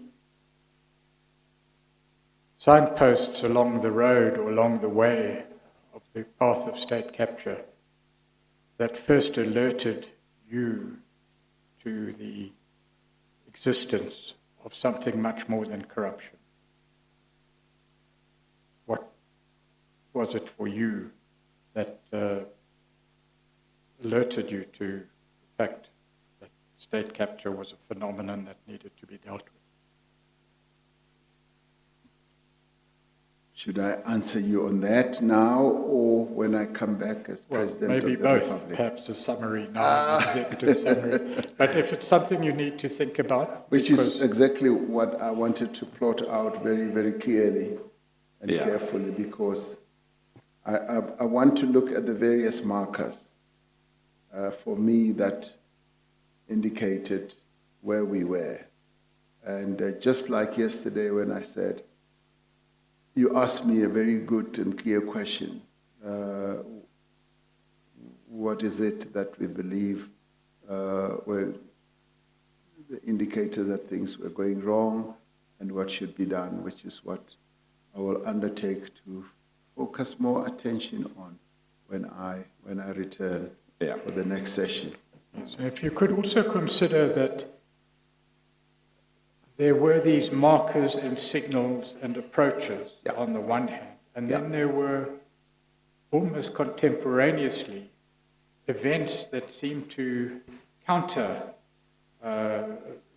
what ought to have been recognized. For example, the closure of the bank accounts and the response of the ANC cabinet and the top six to that. That's maybe a matter that could be dealt with. But if one looks at a timeline of warning signals and actions taken and actions not taken, and look actually at what was happening within government at the time, there is a call for an explanation which would take me, and happy to wait for the fuller explanation, because after all, the reason you've given 2 days of your time so far, Mr. President, is to give a full explanation, a considered explanation, and that's obviously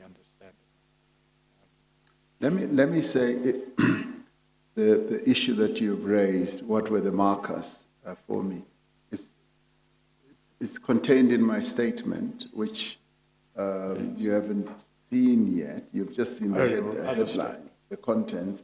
The full statement is still going to be handed in, and it will deal with that. It's not a question of avoidance now. It's a question of seeking to do it systematically. So that I don't do it on a piecemeal basis. No, that's fine. By way of summary, there are two issues that I'd like to deal with. One is a summary on deployment, just to put very clearly where the Commission and the legal team stands on the evidence. The other is to outline, by way of summary, what we discussed earlier, that it seems clear that there's an acknowledgement by yourself on behalf of the party, Mr. President, that there's no doubt, this is in the evidence that you've put up, that corruption and state capture to a serious degree is acknowledged. No question about that issue. There may be debate about the degree. Yes. And those issues will be dealt with by the Chair finally in reviewing 3 years of evidence before the Commission. The second area perhaps could be more systematically explored, and that is, how could these things happen? What was going on within the party that allowed these things to happen to the extent that they did? And we've had certain clues and signs and resolutions and the like. And perhaps it will be up to the Chair to translate the careful political language in the resolutions into more clearly directed language, and I'm sure the Chair will not shy away from it. But it does, I think, require a more systemic approach, particularly in regard to the second round, where we will look. And the third thing is the way forward in terms of the proposed legislation and reforms, procurement, deployment, appointments, dismissals, boards, SOEs, and the like. And perhaps that will be summarized the next time round. But there's one gap that we have not dealt with, and that's accountability. We've closed the door gently on the past, but we haven't really spoken of who should be called to account and for what. Now, again, that's up to the chair to deal with. It's wrapped up with the question of law enforcement agencies. But certainly, I think that, certainly there is a view that accountability should be a priority in this whole process. We can't just shut the door gently on the past. And perhaps, apart from internal discipline, which we've dealt with, the question of accountability before law enforcement agencies, how that is going to be approached, what is to be done, whether it should be done, or whether we should just leave the door to be shut gently, can be discussed in the next round, because it is a matter of state governance, law enforcement agencies, and the like. And the final issue that perhaps should be closely explored, it's a sensitive issue, but it's an issue that certainly I think should be dealt with. Those institutions of government whose job it was to alert government leadership of what was really happening, where were they? Were they disempowered? Were they misdirected? What happened there? And that, I think, is an important element for understanding what happened, how it should have happened, or how it could have happened, and why it wasn't detected and prevented earlier. And I'm talking particularly about state security agency matters that we can deal with next time. You are done. Done. Well, yes, in more ways than one. But you are done for now? Yes, Chair. Yeah. Is there an answer? Apart from the closing statement that the President wishes to make. But you haven't asked him a question that he still needs to answer, is that right? No. Yeah, okay. Well, Mr. President... Certainly it's not been interpreted as a question. Well, let me ask you this, let me raise this issue with you, Mr. President. The current electoral system that we have doesn't give the people, the voters, the right to choose, to elect their president. That's the president of the country. It allows each political party that is taking part in elections to put up its own candidate, and the voters the voters know that if I vote for this party, this will be this candidate, or their candidate will be the president. Now, I can't remember whether there is a requirement legally that each party must indicate who its presidential candidate is at the time of campaigning or not. Probably it can change, I'm not sure. But basically the voters don't elect the president. They vote for a party, and effectively the majority party in parliament after the elections will get their own candidate to be voted as president. Now, what do you say to the proposition that that system puts at least some voters in a predicament if the party that they would like to vote for and that they love puts up a candidate that they consider to be unsuitable to be president, because they can't say, I'm voting for the party, but not for this person. If they vote for the party, they are taken to have voted for that candidate. And yet they know they don't want this candidate because they don't think the candidate is suitable. But that is the system as it stands. What would you say to the proposition that consideration should be given to changing that part of the system at least, to enable the president of the country to be voted directly by the voters, so that the system would be, if I want to vote for this party, but I don't want their candidate because I think they've made a wrong choice, but I see somebody else who is a good candidate, I can vote for that person. I'm not tied to either this party that I like or nothing. So in other words, you give the power to the people to that extent.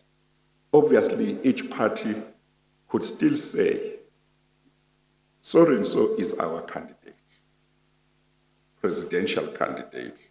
But when you come to the actual voting, a vote for the party is not necessarily a vote for that candidate. You can vote separately. And in that way, the president of the country comes directly from being voted by the people. And in a way, parties are encouraged to put up candidates that are suitable. Because if they put up candidates that might not be suitable, the voters might not vote for them. Have you got some views on that? Lots of views, Chairperson. Lots and lots of views. It's a proposition that is quite complex and obviously requires a lot of time. And maybe it goes to the origins of our constitutional construct. Because when we started off, and maybe it was a problem of learning from so many constitutions around the world, that we ended up wanting to craft a different path. And in crafting a different path, we opted for a Westminster type of system, but which is not, full Westminster process. Because with Westminster, it is party-based, but it is also constituency-based, which is what obtains in, say, Lesotho, which is pure Westminster, which is what obtains in the UK. So we, in a way, opted for that, but at the same time, we opted for no constituency at the national and provincial level, but still went for constituency and proportional representation at the local level. And if you like, you could have said, well, we wanted to attain certain objectives at the local level because we saw local government as being the level of government that matters most. But at the national level, what we were seeking to achieve was the unity of the nation. We didn't want to go for pure Westminster, which would be based on winner takes all. Because if we had done that, we feared that a dominant party like the ANC would take too many seats, and it would remain with too few parties, or maybe a two-party system, as they have largely in a country like the UK. We wanted more representation. Even smaller parties should feel that they are represented in the parliament of the people. When it comes to the point that you are raising, which is the election of the president, I could say that we are possibly the one odd out on our continent, because many countries on the African continent, and indeed many other countries around the world, do have a presidential system where people vote for a president, at the same time vote for the party. And then it, in some places, cascades further down to a constituency system, and sometimes a mixed system. Now, we didn't consider that. We rather opted for a system where the party would be the one to be voted for through a proportional voting system, and that even if it's not written in any regulation or law, it is presumed, and that is what has evolved through practice, that every party that will be running for elections will nominate the face of the campaign, who, if they win, would presumably become the number one, or the sort of be the president. Now, clearly in our system, when people vote, they would know, and in the ANC constitution and systems has been written clearly that the president of the ANC becomes the face of the campaign. So ANC members, and I would say supporters, would know that the ANC president automatically becomes the candidate for the party. So that is known, but it is not part of the national constitutional system. So what you are saying clearly is obviously a matter that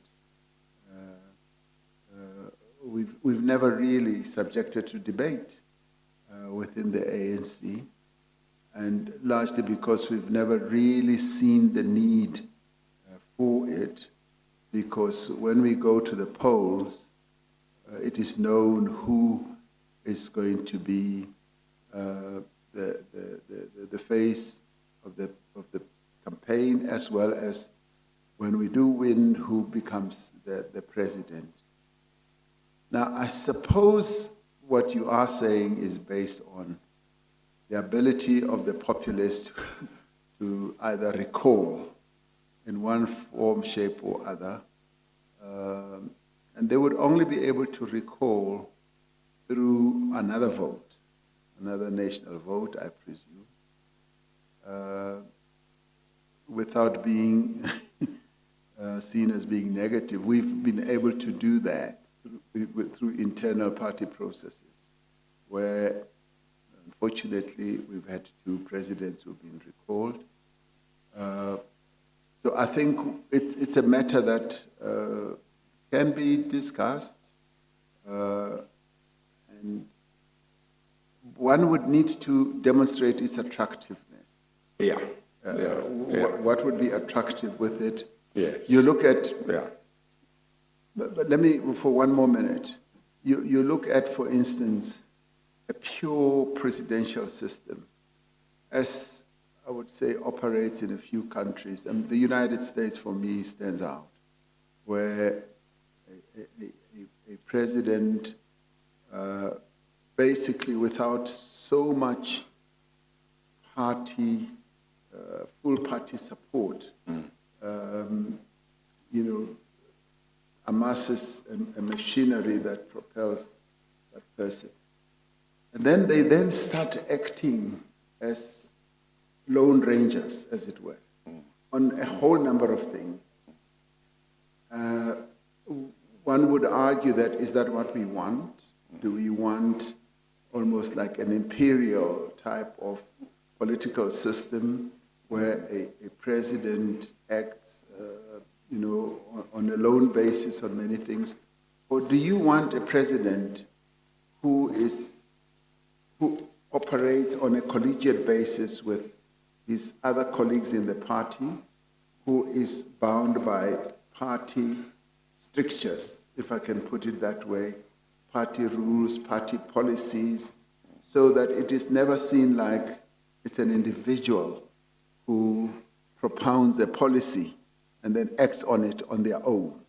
And yet, in the system that we have, you will hardly ever find, I would talk to the ANC, an ANC president who would just wake up one morning and just say, we're going to build a wall from here to Bridge, without having discussed it in the party.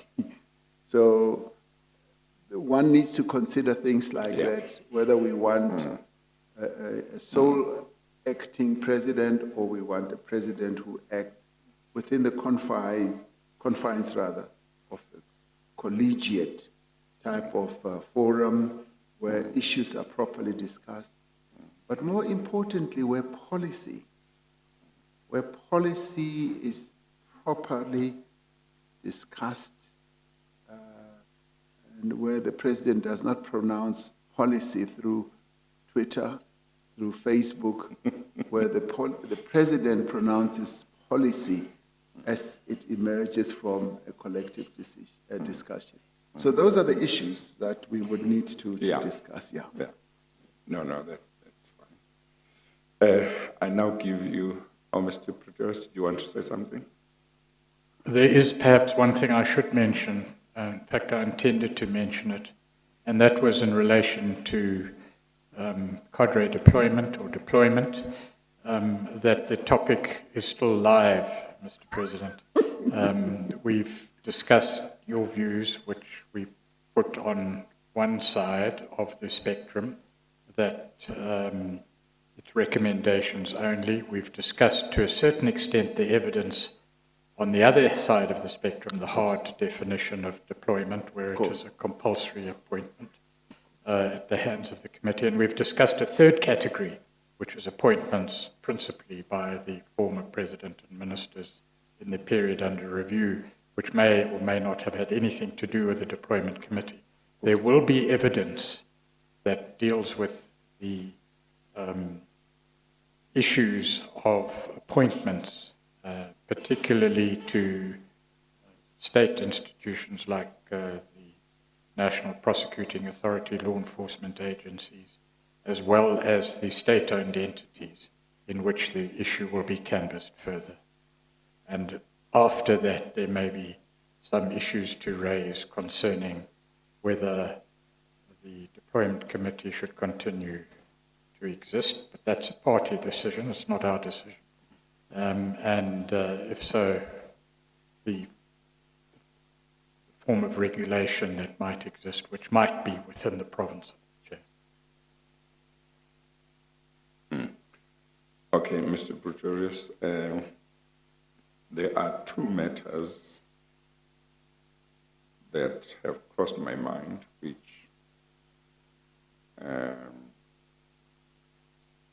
the president needs to be asked questions on at some stage or another. The one relates to a matter that could have been dealt with while he was appearing as president of the ANC, but he can be asked next time because there are other matters relating to the party that he will still deal with when he comes back. The other one falls under the session where he will be appearing as president of the country. The one is a matter which was raised by, relates to evidence that was given by a witness here who complained that the president, while he was deputy president, gave an instruction to an SOE that affected his employment in the SOE. So that clearly falls under the next session because that relates to government. The other one relates to, as I see it, at least in part, when he was not in government yet, and that's where a witness alleged that he was chairperson of a certain company at a certain time, and maybe should not have played a certain role after he went into government. Yeah. So they will have to be dealt with in the next session. Indeed. So I just thought to... That is planned to be dealt with Yeah. by one of the SOE evidence leaders. Yeah, no, that's, I mean, the one clearly falls under the next session, but the other one could be said to fall under when he appears as president of the party, but can be dealt with the next time because there are matters that fall under party that will still be dealt with. Yes, Chair, and there is one other matter that relates to the question that the President is going to consider, and that's the warning signs along the path. Yeah. And that relates to the President's affidavit filed with the Commission in 2019. Yes, yeah. And that will be raised then. Yeah, no, that's fine.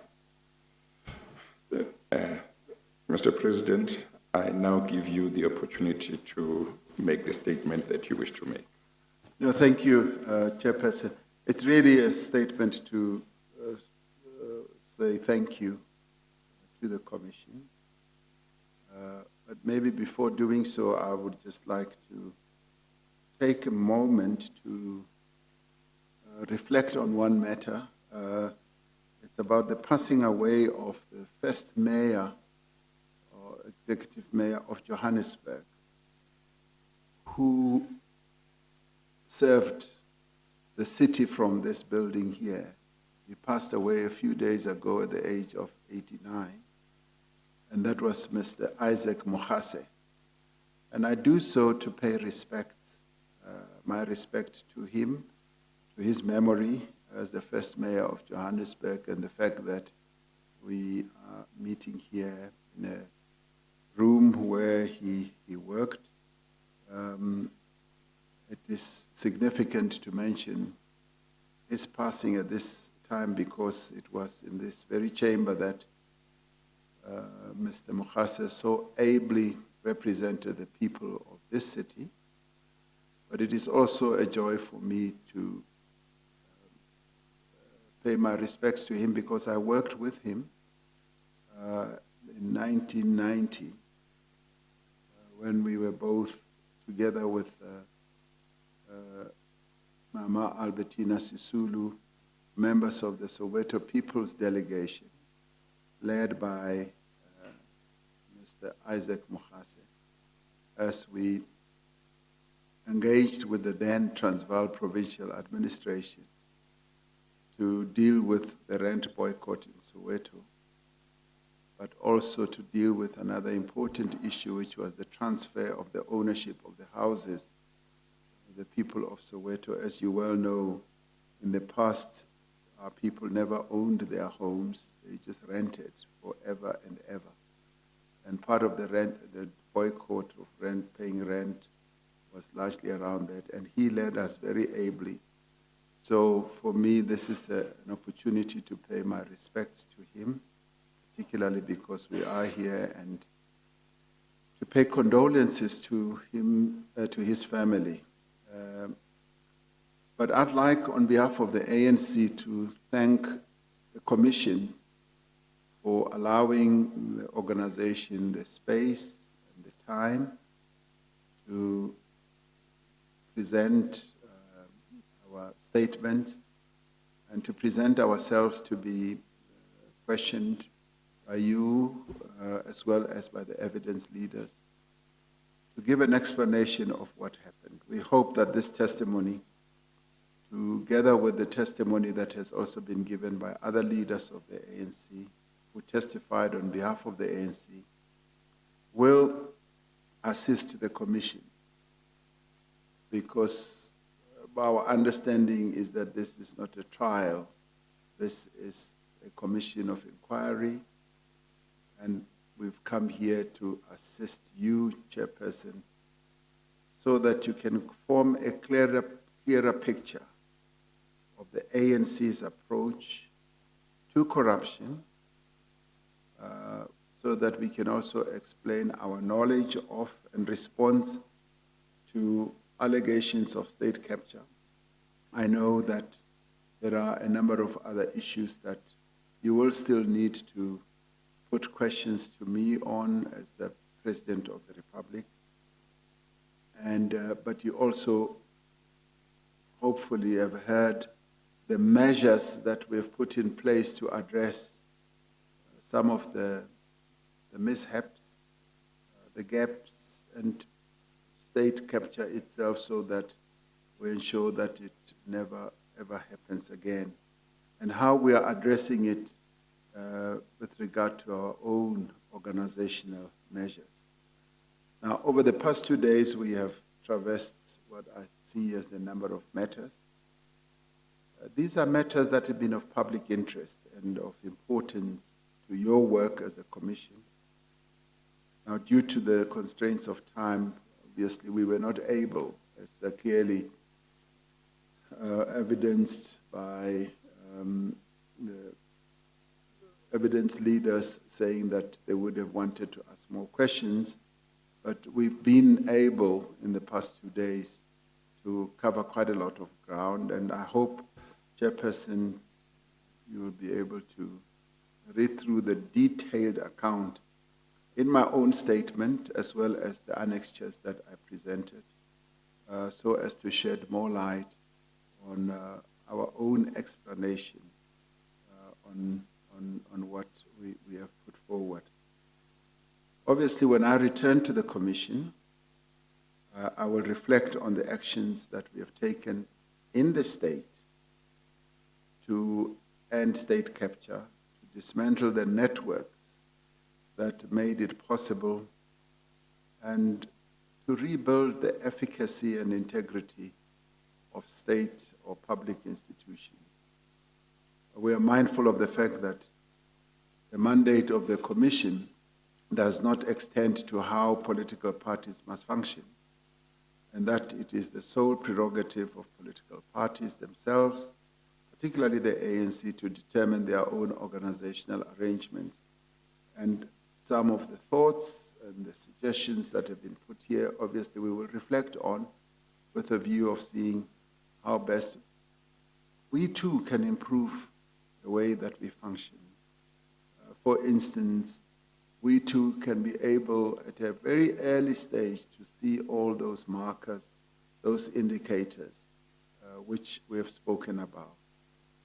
We do, however, accept that it is necessary for the Commission to examine how internal processes and practices of political parties impact on the functioning of public institutions, to fully appreciate how the state capture occurred.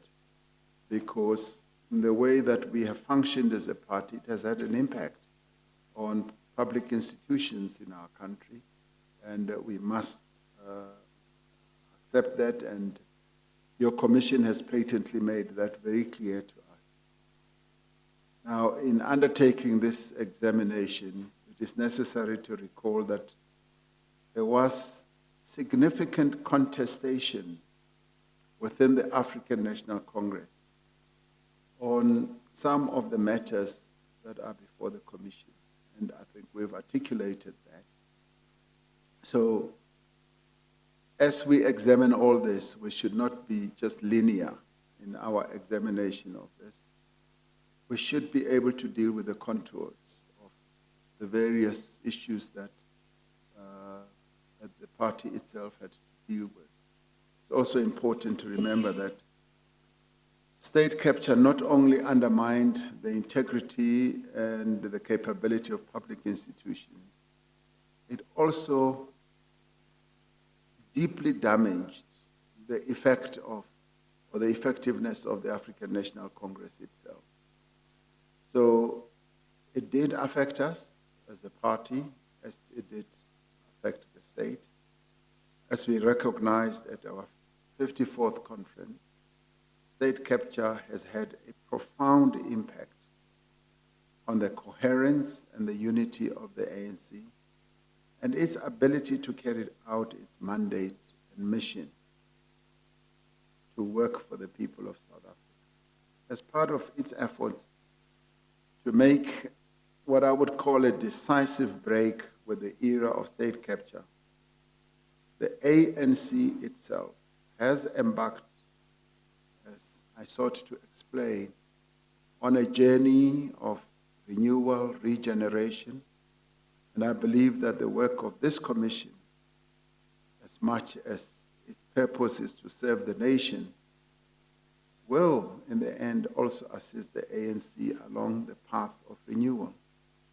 Although it is at times very uncomfortable and difficult for the ANC, we welcome this scrutiny as a necessary step in tackling corruption in the state and across society. And when I say across society, I say so advisedly because in many ways it would also have been helpful if we could have reflected on greater scrutiny on other entities other than the state in the way they themselves aided and abetted state capture. That is, various companies, because in the end it's possible, and indeed it is the truth, it's not only sort of the Gupta-related companies that participated, it is other companies as well. But I wish to conclude by paying tribute to all those South Africans who have played a role in unearthing corrupt activities that we now know as state capture. Here I make reference to those who've been whistleblowers. And whistleblowers have not had a great time in our country. Once they blow the whistle, they have been subjected to enormous pressures. And pressures that have affected them personally, professionally, career-wise, and also has affected their own household. They have been brave men and women of our country who, because of their abhorrence of corruption, blew whistles. And I regret that in many instances we have not treated them well. And we therefore need to have some process, legislation, of being able to protect whistleblowers. We could say that we've got various policies, but they have not really proven that effective. Some whistleblowers have even been killed. But I also want to pay tribute to journalists. Journalists have really gone beyond the call of duty in many respects in getting the country to be where we are today. I pay tribute to them. I spoke about some of the challenges that journalists face, but we pay tribute because they have in many ways been very patriotic and played a very key role. I also want to pay tribute to law enforcement officials, staff of Chapter 9 institutions, members of the judiciary, no doubt, and members of parliament and government officials, as well as members of the governing party and other parties, as well as the alliance partners of the governing party, and leaders of a whole number of other parties, and various civil society formations who were vital in bringing many issues to light and to the fore. And may they continue where there is wrongdoing, be brave and courageous enough to be able to bring those to the fore. There are many people who paid a great price, Chairperson, for taking a principled stand. And as I was saying, it takes a lot for people to come to this commission, but it even takes a great deal more to either be a whistleblower, to be a journalist, and to be an active citizen who will want to take a stand. There are many people who withstood great pressure and took great risks. The nation owes much to each of these people, for they have each, in different ways, reaffirmed the values of our Constitution and our democracy. Now, the existence of this commission owes much to the determination of ordinary South Africans who've stood up against corruption and state capture.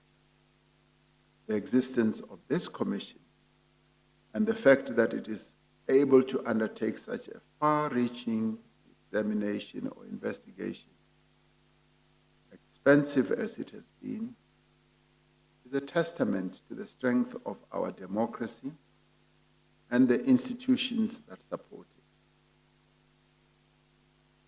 For a sitting president to come to a commission such as this one, a commission that he has established, some people said it's unheard of. But we felt that it was important to come both as president of the governing party as well as president of their country. Now, as the ANC, we deeply appreciate the work of this commission and reaffirm our total commitment to provide whatever assistance we can to ensure that this commission fulfills its mandate. And it is with those words, Chairperson, that without being patronizing, that I'd like to thank you and thank this opportunity that you have given to the ANC. Thank you very much. Thank you very much, Mr. President, for your remarks. We appreciate them very much. I was going to say, and I don't know whether you read my mind, I was going to also refer to the fact that I'm not aware in the history of this country of a sitting president appearing before a commission. I may be mistaken, but I can't remember. But I think it's very important. And I say that quite alive to the fact that yesterday and today you were appearing not as president of the country, but as president of the ANC. But the reality is that you are president of the country as well. That you have appeared before the commission, but also to state that it is quite important that the ruling party, the majority party in parliament, has taken the attitude that you have conveyed to the commission and to the nation at large, that they've decided that they would support this commission. They know that some of the things, they knew that some of the things that would come out of the commission would not be easy to deal with, but nevertheless concluded that it was a process that they should support. And the president of the ruling party, president of the country, came to the commission and said, I will give evidence on all the matters that I have knowledge of and that the party has knowledge of, and I'm opening myself up to being questioned openly in front of the nation, because as the ruling party, we support this process, we support the work of the commission. So I think that it's very important, and it's something that suggests that the ruling party wants to account to the nation through this commission, because it realizes that while a lot of the things that the commission is looking into were happening, it was the ruling party. But it wants to come to the commission and say to the nation, we may have gone wrong somewhere, but we are here and we will account and we will explain what we can explain, and we accept that there may have been certain shortcomings. I think that's quite important. And as the commission, we appreciate that. As we have agreed, the questions have not been exhausted. They will still be pursued next time, both in respect of your position as president of the country and as president of the ANC. But I think it's important, and the fact that the ANC came here also voluntarily is important. So thank you very much for making yourself available and to assist the Commission. Thank you. We are going to adjourn the day session of the Commission. Some of us will come back after a few minutes and start the evening session of the Commission. Can I go home now? But you can go home. You can go home now, Mr. President. You are allowed to go home. I note that you ask whether you can go home.